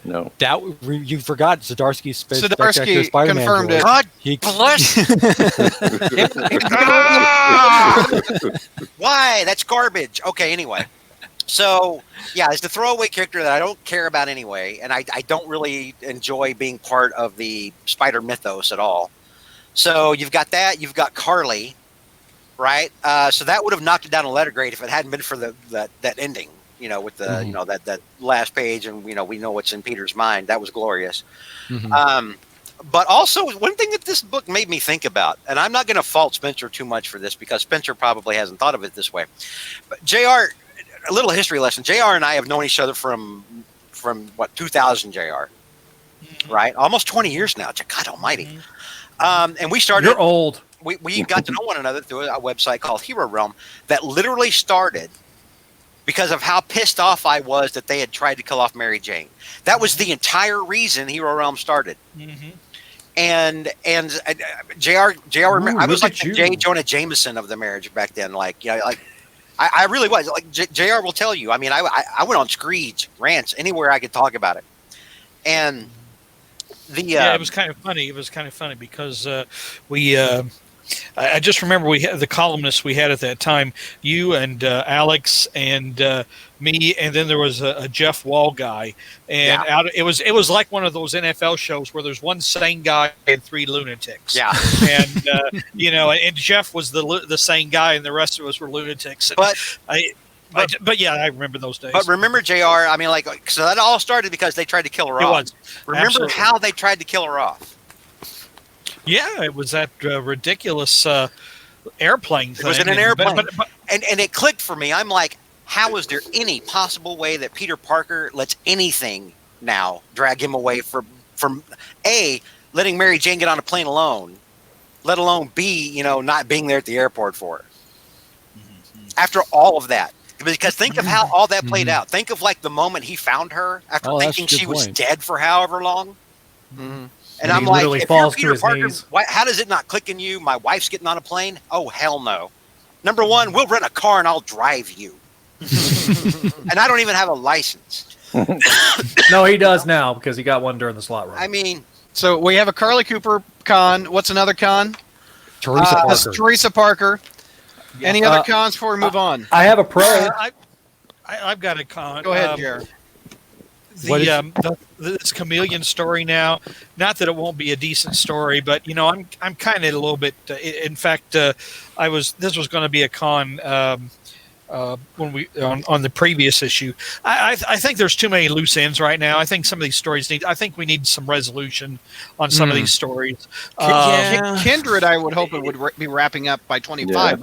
Not just Kindred, but the whole Boomerang Kingpin thing. Bob, it just seems like there's, like I said, there's just too much going on now. We need a story to, and I mean, why did we have that awful 18-part Central Park jungle thing? I mean, it was like Central Park jungle. Yeah. I would say that this. I mean, I agree with you. I mean, the title has not been this good in several years, but it's still kind of erratic and disjointed and just not very cohesive right now.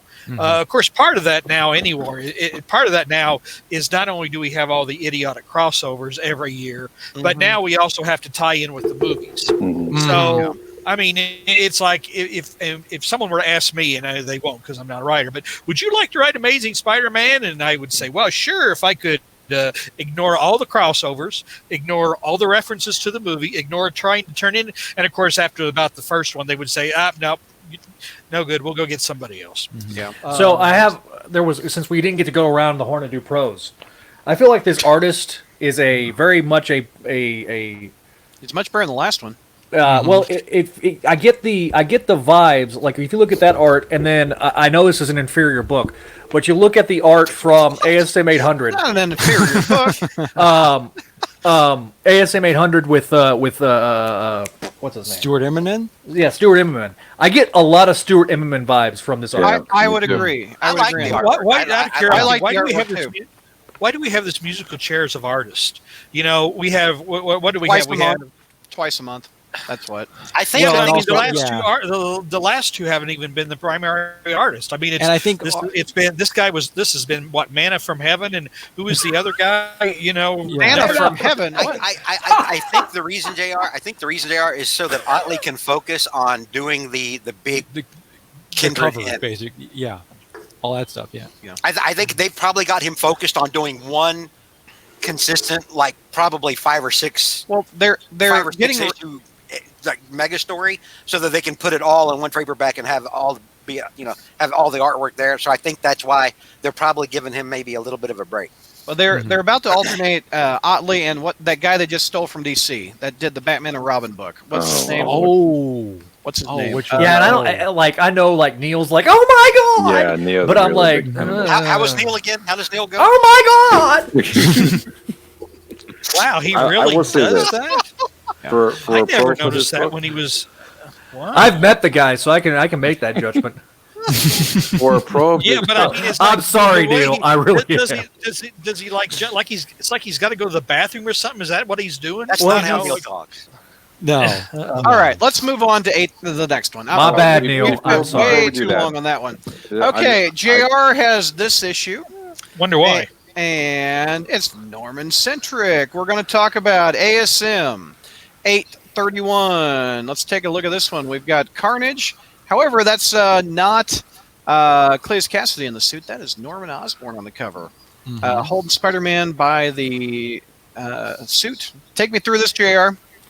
Well, I almost feel a little bit wrong in doing this. I almost feel like Dark Mark ought to be doing this, or at least doing as a co-pilot here, because this is so much into his theories right now. I mean, the falling right into the who kindred may be stuff. But anyway, we start off we're at Ravencroft. We start off where we were a few issues ago, where Mysterio, not Mysterio, is telling the psychiatrist, not the psychiatrist, who is Mysterio, about this demonic entity, who then kills the Mysterio, not Mysterio, because he supposedly told the psychiatrist, not psychiatrist, Mysterio, his name. Right. Okay, you got all that. I don't understand. You want me to get my flowchart whiteboard out, JR? No. That. Let's get through it. Lord. I think you just made it more complicated than you absolutely needed to be Okay, moving on, for JR. reasons. No, I didn't. I described it exactly how it happened. I mean, it's like Keep going. Stop whining there, Brad. Jeez. We're an hour 20 in. Let's go. We got 3 issues. Come on. Anyway, so once Centidemon gets done with this overly complex plot that nobody understands, he decides to walk down the hall with his little Centidemon things, whatever, and then he looks inside one of the windows to one of the padded cells, and he starts talking sinisterly, like, there you are, and oh boy, I could open this door and let all these squishy little things that are eating my innards, I could like unleash them upon you, and they could eat your innards, and you could scream and cry and die and everything like that. But actually, we got to wait a few more issues for something like that. So and now I'm having flashbacks to when you made me feel like a natural woman, yeah. You make me feel Like a natural woman. me feel. All right, Well, go. We used to think it was a woman, a few months ago, because of the way it was kind of drawn at times. But anyway, so Centidemon is looking and said, now it's you, who's sitting there cowering in fear and shivering and quaking and crapping in your pants. Isn't that Nice right? self-edit. Isn't that right, Norman? And there's Norman in a straitjacket. And then Spider-Man, the scene shifts now to Spider-Man, where Spider-Man admits what I've always suggested was one of the things wrong with Secret Wars. Oh. Spider-Man says, how could I be so stupid? I walked into a room full of alien machinery, didn't know how any of it worked, sat there, watched this little black turd fall, jump all over me and immerse me in its goo, and I didn't think anything was wrong. I didn't think anything was wrong. And then, it's like, of course, he finally realizes 30, how many years? 16 plus 35 years later that was an utterly stupid scene. Okay, but anyway, and that little black turd turned out to be Venom. And that's how we got Absolute Carnage, right? Yeah. And then that Venom, black turd. And then Venom became Carnage, because we couldn't leave well enough alone. We couldn't have one particular villain and develop him. We had to go rip off the Joker, and we had to make him as thoroughly disgusting as the Joker, and we had to have him be the centerpiece of a 14-part miniseries that was absolute garbage. Oh, wait a minute, no, that's the title of this new crossover. No, it's not garbage. Read it and judge it. Yeah. It's actually not bad. I am defending this till the end. I like Absolute Carnage a lot. It's actually much better than It's a well crafted, well drawn story. It's got Ryan Stegman. Oh. I like Stegman, but there's not enough to read some kind of crap symbiote story. But I mean, here's it. What's the whole thing with the symbiotes? Are symbiotes real? Were they really from that planet, or are they really what? Okay. Symbiotes wrap around the planet. And now there's a god called Krull that was based on a 1980s really stupid science fiction movie or something like that. Whoa! You back the hell off. Krull was highbrow entertainment, sir, and it had a hot young Lisette Anthony. Mm-hmm. All right. Well, anyway, That's it. It had stupid anachronism. It was. I mean, people they're riding horses and shooting lasers. Isn't that a bit anachronistic? I mean, I don't get it. But anyway, so Spider-Man is going, realizing how stupid he was to bring this gooey black turd to Earth, as a costume, and it became Carnage, and that all got weird. Anyway. So right now he's swinging. I got to get my godson Normie Osborn, as well as Eddie Brock's little, who we've never seen before. Yeah, I was like, we've never heard of before. Actually, no, because that is his legitimate kid. Because remember, Brock was married. Yep, that's Brock's boy. Okay, Yeah, but he's still. All right, whatever. Oh, But I know, anyway, but yeah. it's like here's the thing. How do you have a kid? How does your wife have a kid on you and you don't realize it? I kind of think Because the symbiote made him forget it. There you about go. it. JR, so this makes JR needs a symbiote. Can you imagine JR with a symbiote? Hang on, is that the kind of So highbrow the symbiote quality writing? erased all the pictures that they took of each other over the years. Like when she got rid of the sonogram, the symbiote got rid of the sonogram. The symbiote got rid of the pictures where she's going doot doot doot doot all the time. The Venom symbiote altered when he bonded to Brock. He altered Brock's memories. Is this what the Netflix Carnage? Wait a minute. Next you're going to tell me something stupid like the high evolutionary altered Professor Warren's diaries. Or you're going to tell me something stupid like Spider-Man made a deal with a demon and wiped out the marriage and everybody, and one was significantly better than the other, JR. Is this what's in Absolute Carnage? The whole Brock It's in mind the wipe on having a kid? No. Yeah, that's in the No, Venom that's part of the series, Venom title. This is about every person that had a symbiote had a Jesus. trace of DNA in them, so they got to pull it out. Oh God! That's what she said. They should have pulled it out a long time ago. We are so dudes right now. Oh no! I miss you, Ashley. Yeah. Where's Ashley when we need her Oh, to my keep us in gosh. check? All right, so Normie Osborn and Brock's boy running down the hall. Yeah. Well, anyway, and then Spider-Man here says, "Here, kids, I'm going to shove you in this dark, cold closet." Okay. And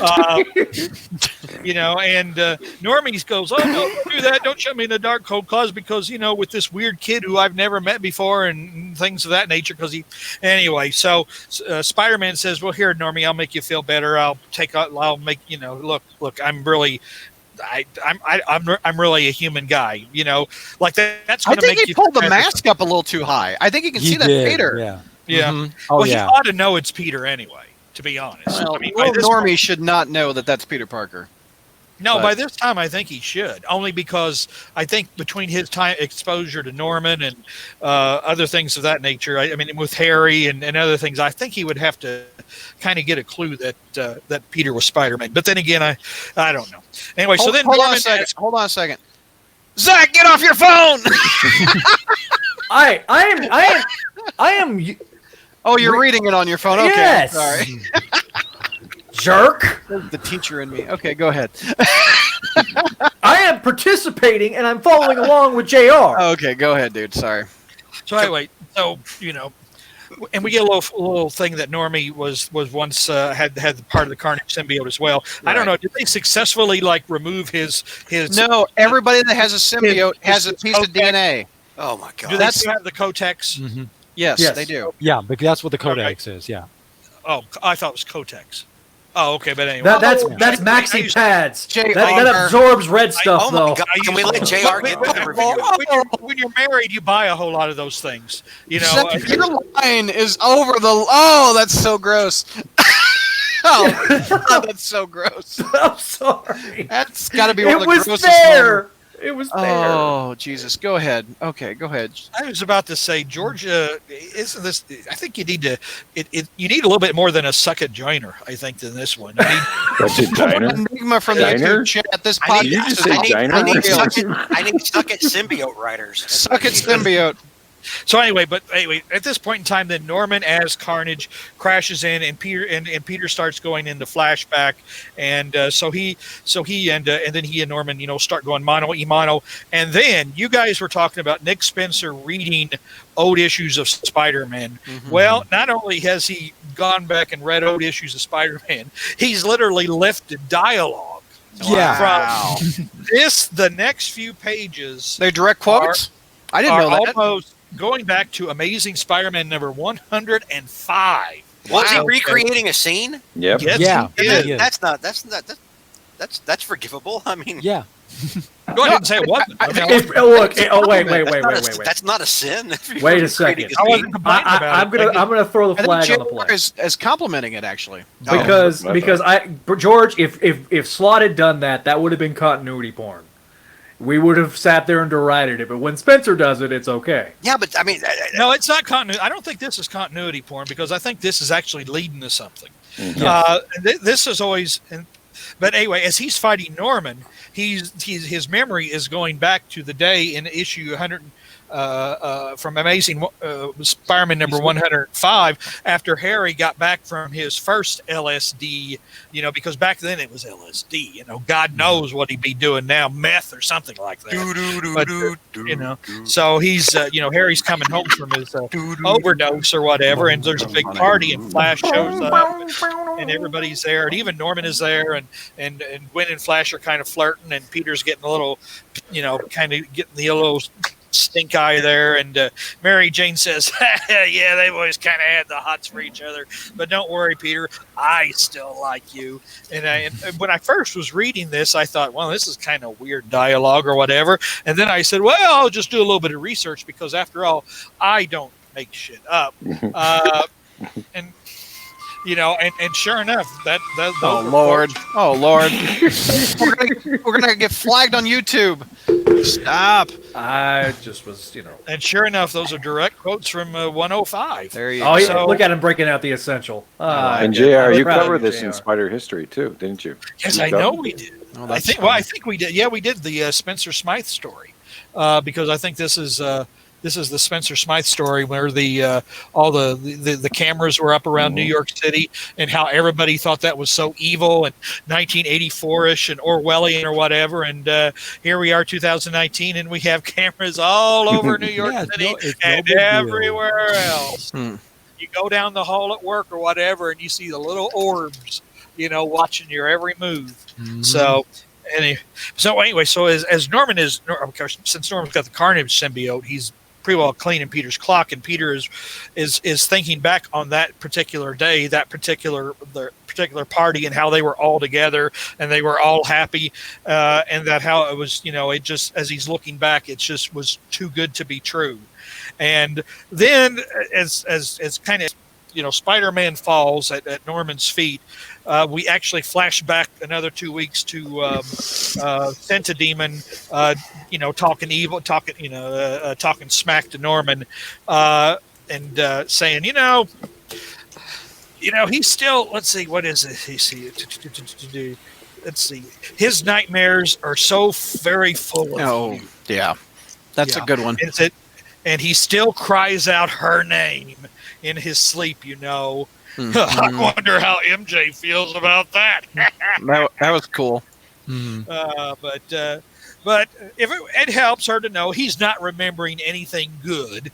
Well, of course, because he didn't do anything according to J. Michael Straczynski, because he couldn't get up in those days. But so anyway, Whoa! That's almost as bad as my Kotex joke. no, we established. Wait a minute. We established this in an earlier episode of Spider History when we talked about Sins Past, that Peter and Gwen never did. Blah blah blah blah blah. Not according to what was it, Spider-Man Blue?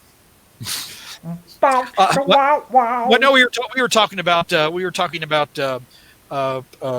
Sins Past or whatever, when because we learned in that story that Peter and Gwen never copulated, whatever the kids are calling it these days. But anyway, so Senta Demon is just kind of really enjoying it, kind of doing his cackling or whatever. And then he starts saying some really weird crap, which kind of bothers me because it hints of child abuse and other stuff. You know, how Norman takes them when they're young and ruins them and drowns them in death and pain because he's just a washed up, bitter old man. I mean, he's not wrong. No, it's he's not. He's not wrong. He's not wrong. What? It also made me think who Senta Demon most likely is at this point, and I'm like, well, you ought to know. Yeah. Yeah. Who do you think it is, George? I think it's Harry. Harry? I think it's Harry. don't know. Even though Harry's alive in this universe, you think Well, this there's a reason why we can think it's why think it's he's Harry. pulling this whole demon act too. Because you don't think it's Flash? No, it's too early for I think it's Harry, and I think this issue kind of tips it off that it's Harry. I was thinking though that maybe it's not entirely Harry.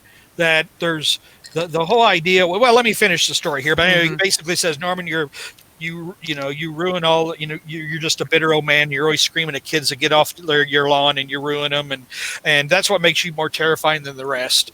But the thing is, you'll never. And then he tells Norman, you'll never kill him, but you should realize you won a long time ago. Yeah. And then the last scene is Norman, looking like he's got the upper hand against Peter. I've always wondered if Senta Demon is actually not only Harry, but also maybe pieces of other. It seems like there's just a whole lot of resentment towards Peter, and that maybe there's other memories or something in there of people that Peter has failed. And the only reason I think that, to be honest, the only reason I think that maybe Flash is in there too is just the reaction that Senta Demon had when Peter told Felicia that he was, who he was. I mean, because why would Harry be? Harry has no ties, no connections with Felicia at all. He couldn't give a rat's whatever.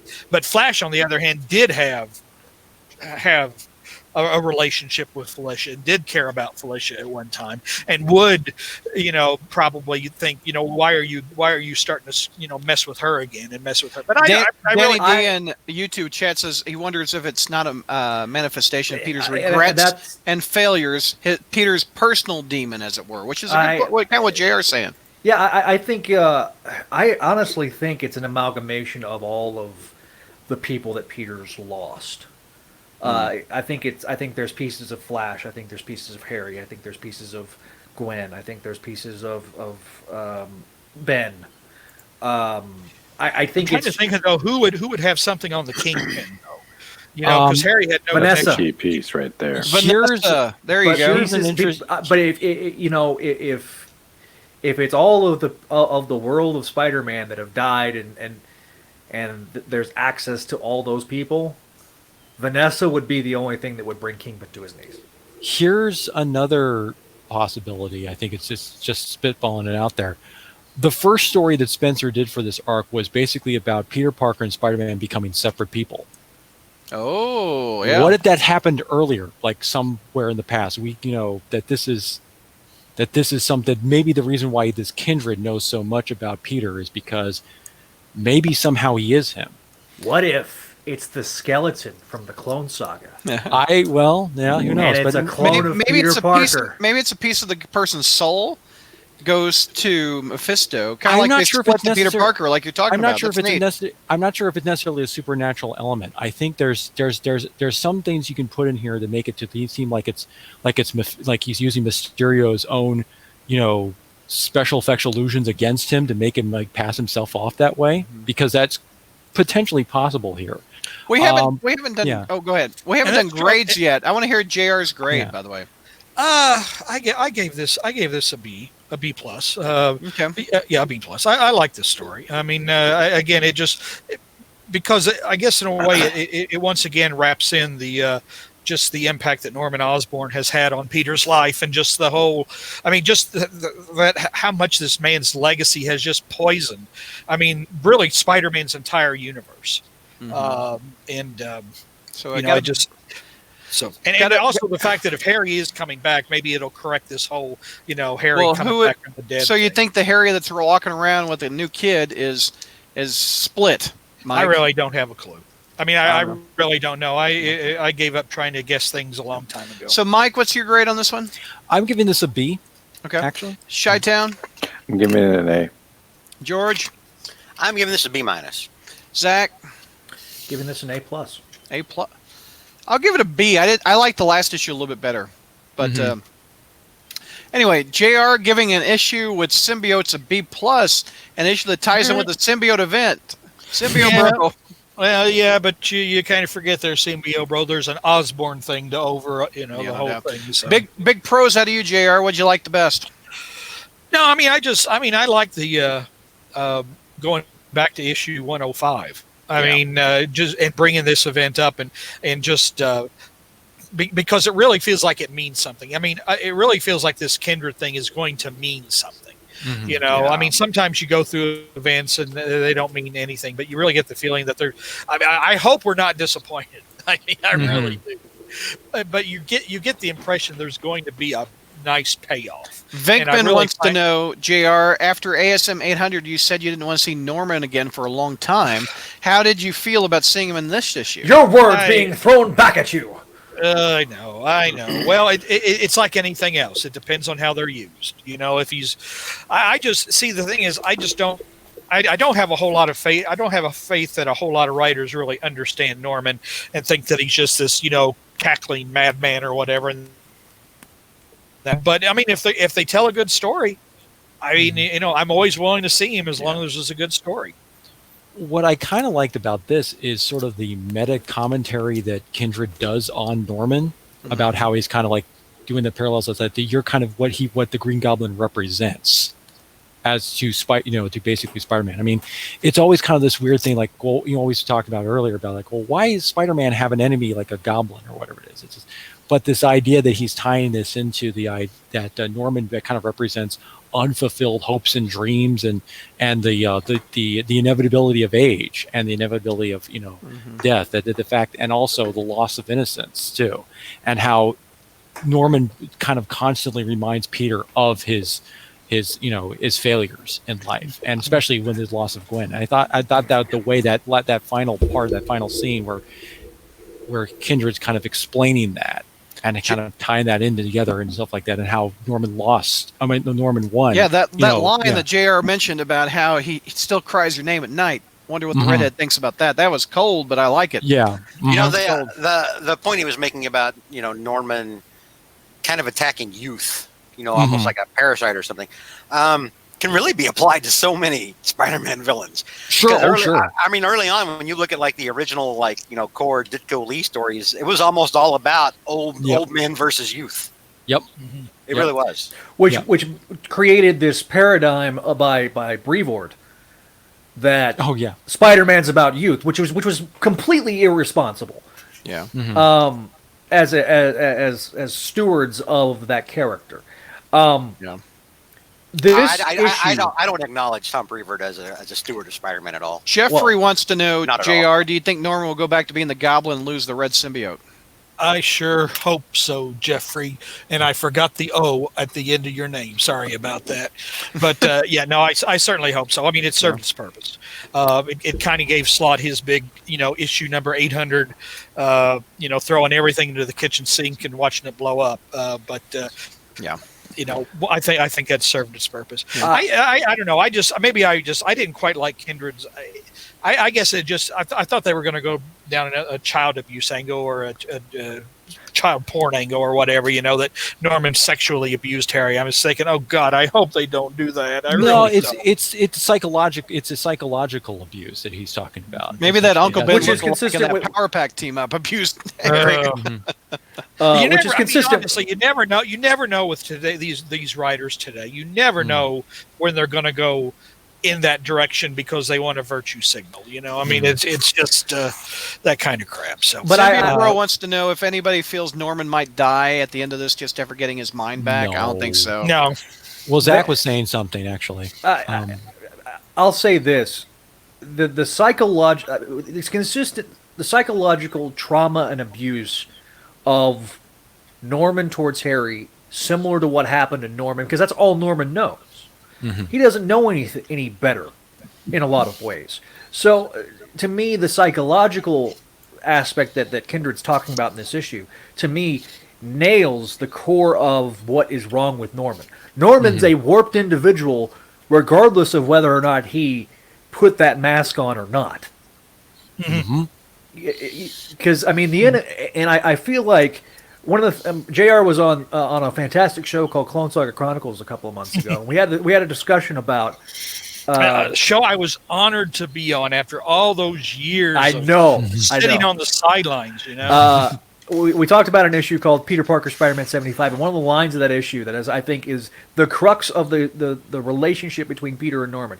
It's not about Spider-Man and the Green Goblin. It's about Peter Parker and Norman Osborn. And I think that is being highlighted in this issue. And I think what Slott wanted was it to be about the Green Goblin and Spider-Man, because he never understood the personal nature. They tried to, when they took Norman's knowledge of Peter Parker away, it destroyed the credibility of the character. I get why they did it, because they wanted it to be a larger Marvel Universe enemy, but to me, Norman works best as that personal vendetta between Peter and Norman. Yeah, George, they still could have had him remember and still be the big, kahuna that he was. That's just lazy writing. They wanted everybody to forget that Peter was Spider. You know what? I would. Oh, I'm sorry. Hold that thought, Brad. Speaking of that, one thing I would have liked to have seen is almost the same sort of situation. Where like Joker and Batman, where Joker knows who Batman is. He knows, but he understands that Bruce Wayne is a mask, and that Batman is actually who Batman is. So Bruce Wayne is immaterial to him, but he knows. Yeah. But I would love to see the similar kind of setup where Norman knows, of course he knows, and he actually goes after people that learn to like try to stop them from doing what he wants to do, which is like kill Spider-Man. That would be interesting. I'm sorry, Brad. Go ahead. I was just going to say, you gave it what, a B or an A? I gave it a B minus. Tell me about the pros. What did you like about it? It did have a lot of symbiotes in it. Like the art. But artwork is gorgeous. Yeah, it's got beautiful. Number one, it's symbiote crap. Already, that's going to knock it down a letter grade for me. It's Spencer writing, so even though it's a tie-in, the tie-in also helps knock it down to a story that I don't give two craps for. Not going to read. I'm not a big fan of Norman having the symbiote. I think it's uninteresting to me. I look at Norman and I'm like, why? It doesn't make sense. It's never made sense for me for Norman to want the symbiote to help him beat Spider-Man, because to me, it just seems like something Norman would just sort of, nut up and gather his stones and try to do on his own without having to get a psycho creature. Don't you think it's more of Spencer's slot cleanup tour? I feel like that get Norman out of the suit.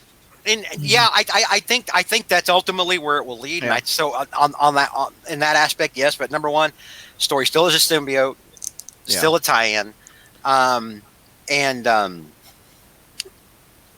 guess that's really it for me. I did like the throwback to Secret Wars. Oh, no doubt. What black turd, as JR calls it. I loved how detailed that was, because he even explains the exact steps that led him to that machine. He saw all the other heroes coming back out. Hulk and Thor had new suits, new costumes, and weapon upgrades, and he was like, "Well, I guess I'll give it a go." And so he walked into that room and went to the wrong machine. What if Hulk got symbiote pants and Thor got a symbiote cape? There's a what if. I do think it's since been established that Spider-Man used a different machine than they used. Yeah. Well, it's also been established, by the way, too, is that the symbiote was actually hiding in that mechanism there. It wasn't like there was like a symbiote gloop thing. It was like he was trying to hide there from Null or Kroll or whatever it is, as he was trying to, so. So this is trying to figure out the symbiote continuity is worse than trying to explain Golden Age Batman and Silver Age Batman. I'll say this to Batman, and I'll say this, JR, as somebody who has a friend that started reading the Venom book with Donny Cates, and has no idea about all the history of the symbiotes. What Donny Cates is trying to establish is It's a really it's the continuity. best Venom I've read. Well, trying to establish a continuity that is its own thing, and Yeah. that Brock can stand more on his own. So it's not intrinsically he's not so intrinsically tied to Peter. Before everything had to be tied to Peter. Now it's trying to make the symbiote story not be tied so heavily to And Spider-Man. Sony Pictures probably appreciates that too. Oh yeah. But I'll also So say Are we this. forgetting then that Eddie Brock, cold-bloodedly murdered a young cop or whatever in this church, and talked about Yeah. how the death of innocence is always hurtful Oh, or whatever. yeah, no And then he kidding, kills yeah. another guard getting out of there, and he talks about, oh, it's hard to kill innocents. And then he's like, then he's all for protecting innocents. So like we're forgetting all of that as well, just like we're forgetting that Boomerang slaughtered Jackpot's Well, husband. we're kind of forgetting that Ock murdered a dude when he was in Peter's body too, so might as well. I know. It's like. But anyway. I do want to make one point about it being a tie-in. And by the way, we need to start wrapping this up. We've kind of blurred the pros and the cons together. We haven't separated them, but go ahead, Zach. Because I gave this an A+. One, the artwork, obviously. I concur with George. But I think this is the way you do a tie-in. If you Yeah. have to do a tie-in, you can't grind the book to a halt for the tie-in. Exactly, which And- they do, which they tend to. 99% of the time, it gets ground to a halt, and we have to do this tie-in bullcrap. This took the existing story of Amazing Spider-Man Volume 5 and crafted it and made the event around the story. Think about it for a second. The stuff with Norman is almost superfluous to what's actually going on with Kindred. The focus is almost primarily on Kindred and Spider-Man and the relationship between Norman and Spider-Man. And then the symbiotes kind of filter in. So I think that it is this is a textbook example of how you handle a tie-in. Okay. And I think that's why I give it such a high grade, because it's a masterful way of making this issue still seem important to the overall story. All right. It's not skippable. Any other thoughts on this issue, pro or con, that we have not mentioned yet? Chi-Town, I haven't heard much out of you. I enjoy the aftermath of this issue where Dark Mark and I were just the Kindred story.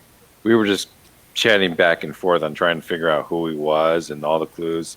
So that was a lot of enjoyment. I think, like, from a fan's perspective and trying to find out who this character is, it really gives us something to talk about, which I think I mean, this is what Spencer they is tried trying to do with, what was it, Menace? They were trying to copy the Hobgoblin from the 80s. Yeah. Mhm. Yeah. And this is actually a legit mystery that Spider fans are interested in and are debating and are confused. And I hope they pull one out from underneath us. I hope none of really us do. saw what's this coming.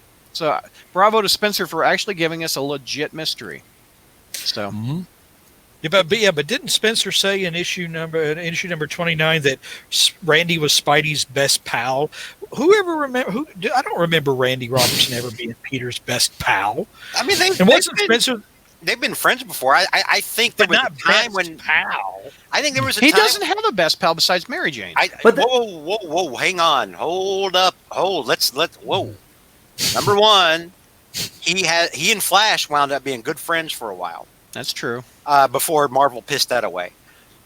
He's had a best friend in Harry. He had a best friend in Harry for years. At the time, he lived with Randy. Randy was probably the closest thing he did have to a best friend at the time. Yeah. I mean, after marriage, after Yeah, but after this is the they same tried to guy kill who off wanted Mary him to Jane. sell. This is the same guy who wanted him to sell all his so-called dead wife's stuff that he had in storage for money. Oh my! Some best pal Forgot that about is. that. Hey, look, your best friends will say some of the stupidest crap that you could hear it every possibly month, think right of. there. I mean, I think about how much crap I put up with Berryman, but I consider him one of my best online friends. I mean, you know. So, like, there's a distinction between your online and your offline. Yeah, see, Berryman's kind of blurred that line because I've actually broken bread with the man and shared some. What was wrong with the More than- bread? So he's like the Tom Holland Spider-Man. He can cross universes. Ooh. George was breaking bread because it Oh. was made of flour. No, well, technically it was flour, corn, tortilla chips. But go ahead. All right. Let's do final thoughts on this episode. Mike, final thoughts, sir. I think I think there's a couple. Again, still liking what Spencer's doing. Really enjoyed kind of the Mary Jane issue, especially. But I kind of am with JR on this. I kind of hope that he starts wrapping up maybe some of these loose plot threads a little bit, because we're now 30 issues in. We're kind of almost coming up on 2 years almost with him. For some reason, 850 feels like a number that would be like a big kabang. Something to basically kind of like, it's obviously we're getting, or our interest is peaked, or piked, or whatever it is. But again, I kind of feel like let's start kind of tying stuff together here a little bit. Yeah. So, final thoughts, JR. Exactly what Mike said. I mean, it's like we've had the focus on these last 3 issues. There've been 3 different stories. It's like we have the Carnage, and then the last one we had Fred and the Kingpin.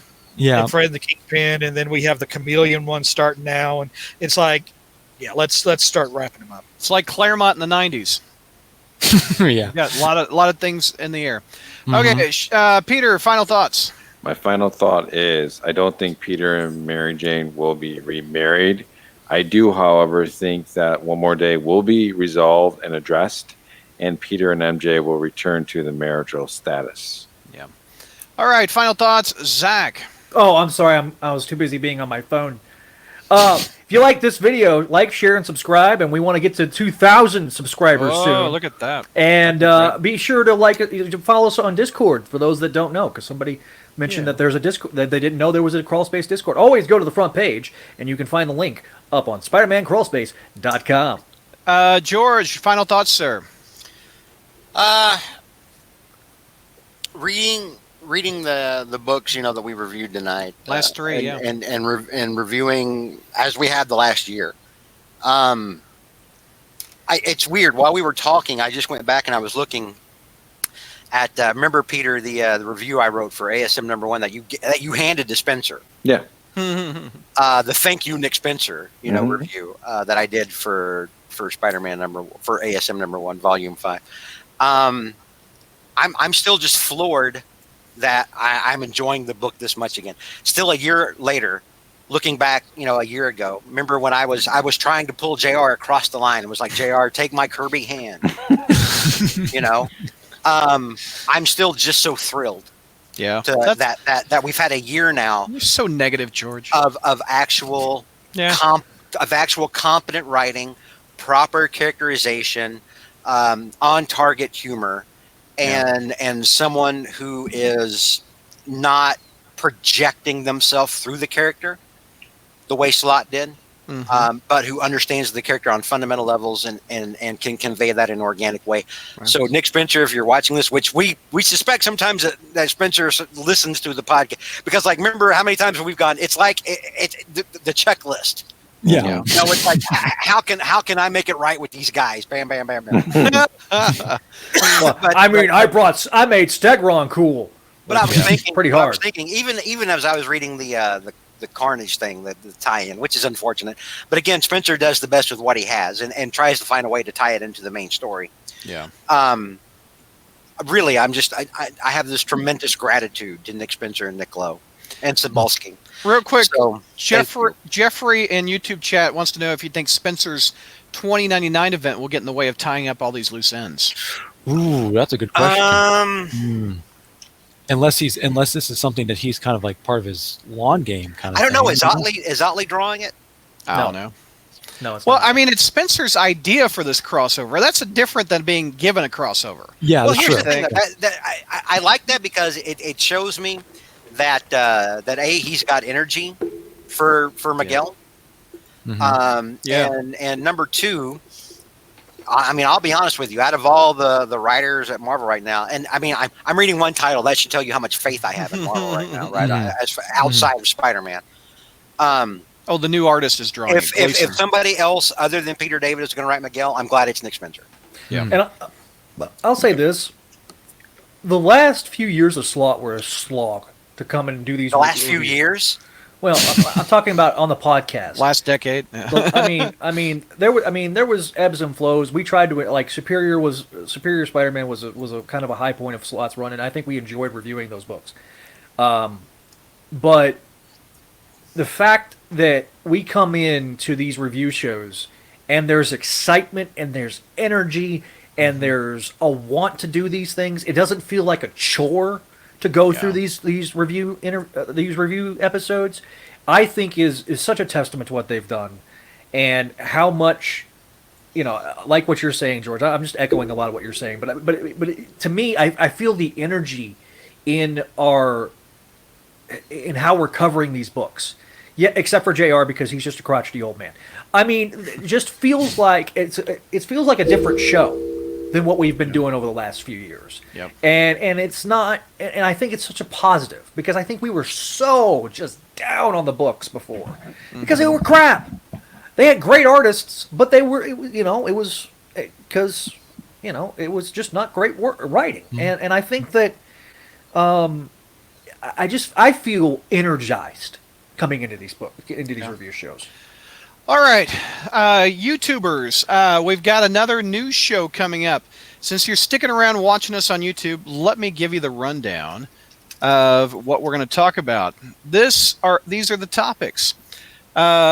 Spider-Man 3 and the Marvel movie appearance. Mike's going to tackle that. Tom Holland calls Disney CEO to save the gig. Madam Web may be getting a movie. Spider-Man tops the most popular Halloween costumes is a George topic. There's a Big Mac Spider-Man thief running through McDonald's drive-ins. How are we going to stop that? There's a Power Wash Spider-Man that JR is going to talk about. There's an El Paso Spider Criminal that George is going to talk about. And I've got Ditko News coming up. Ditko News. Are you going to actually let me do it this time, or are you going to like steamroll me and just do it yourself and be like, F you, George? Because here's the thing. Find out if I steamroll or let him do it. Yeah. Because here's the thing. It's kind of my thing. It is true. You invented. There's a lot of your thing. It is kind of my thing, but sometimes you just kind of steamroll it over and you're like, and you do it on your own, and then I'm like, well, F you, Douglas. All right. So stick around. But he did think he found the hidden Ditko picture, remember? Or the secret Ditko, the Ditko picture, remember? Stick around. Subscribe to the YouTube channel. You get a little notice when we're live. We're going to be back in about 10 minutes to tackle that show. YouTube.com/Spider-Man Crawlspace. Yep. Okay. All right. Let me hit. There you go. In the broadcast. Guys, I will call you all back in 10 minutes, all right?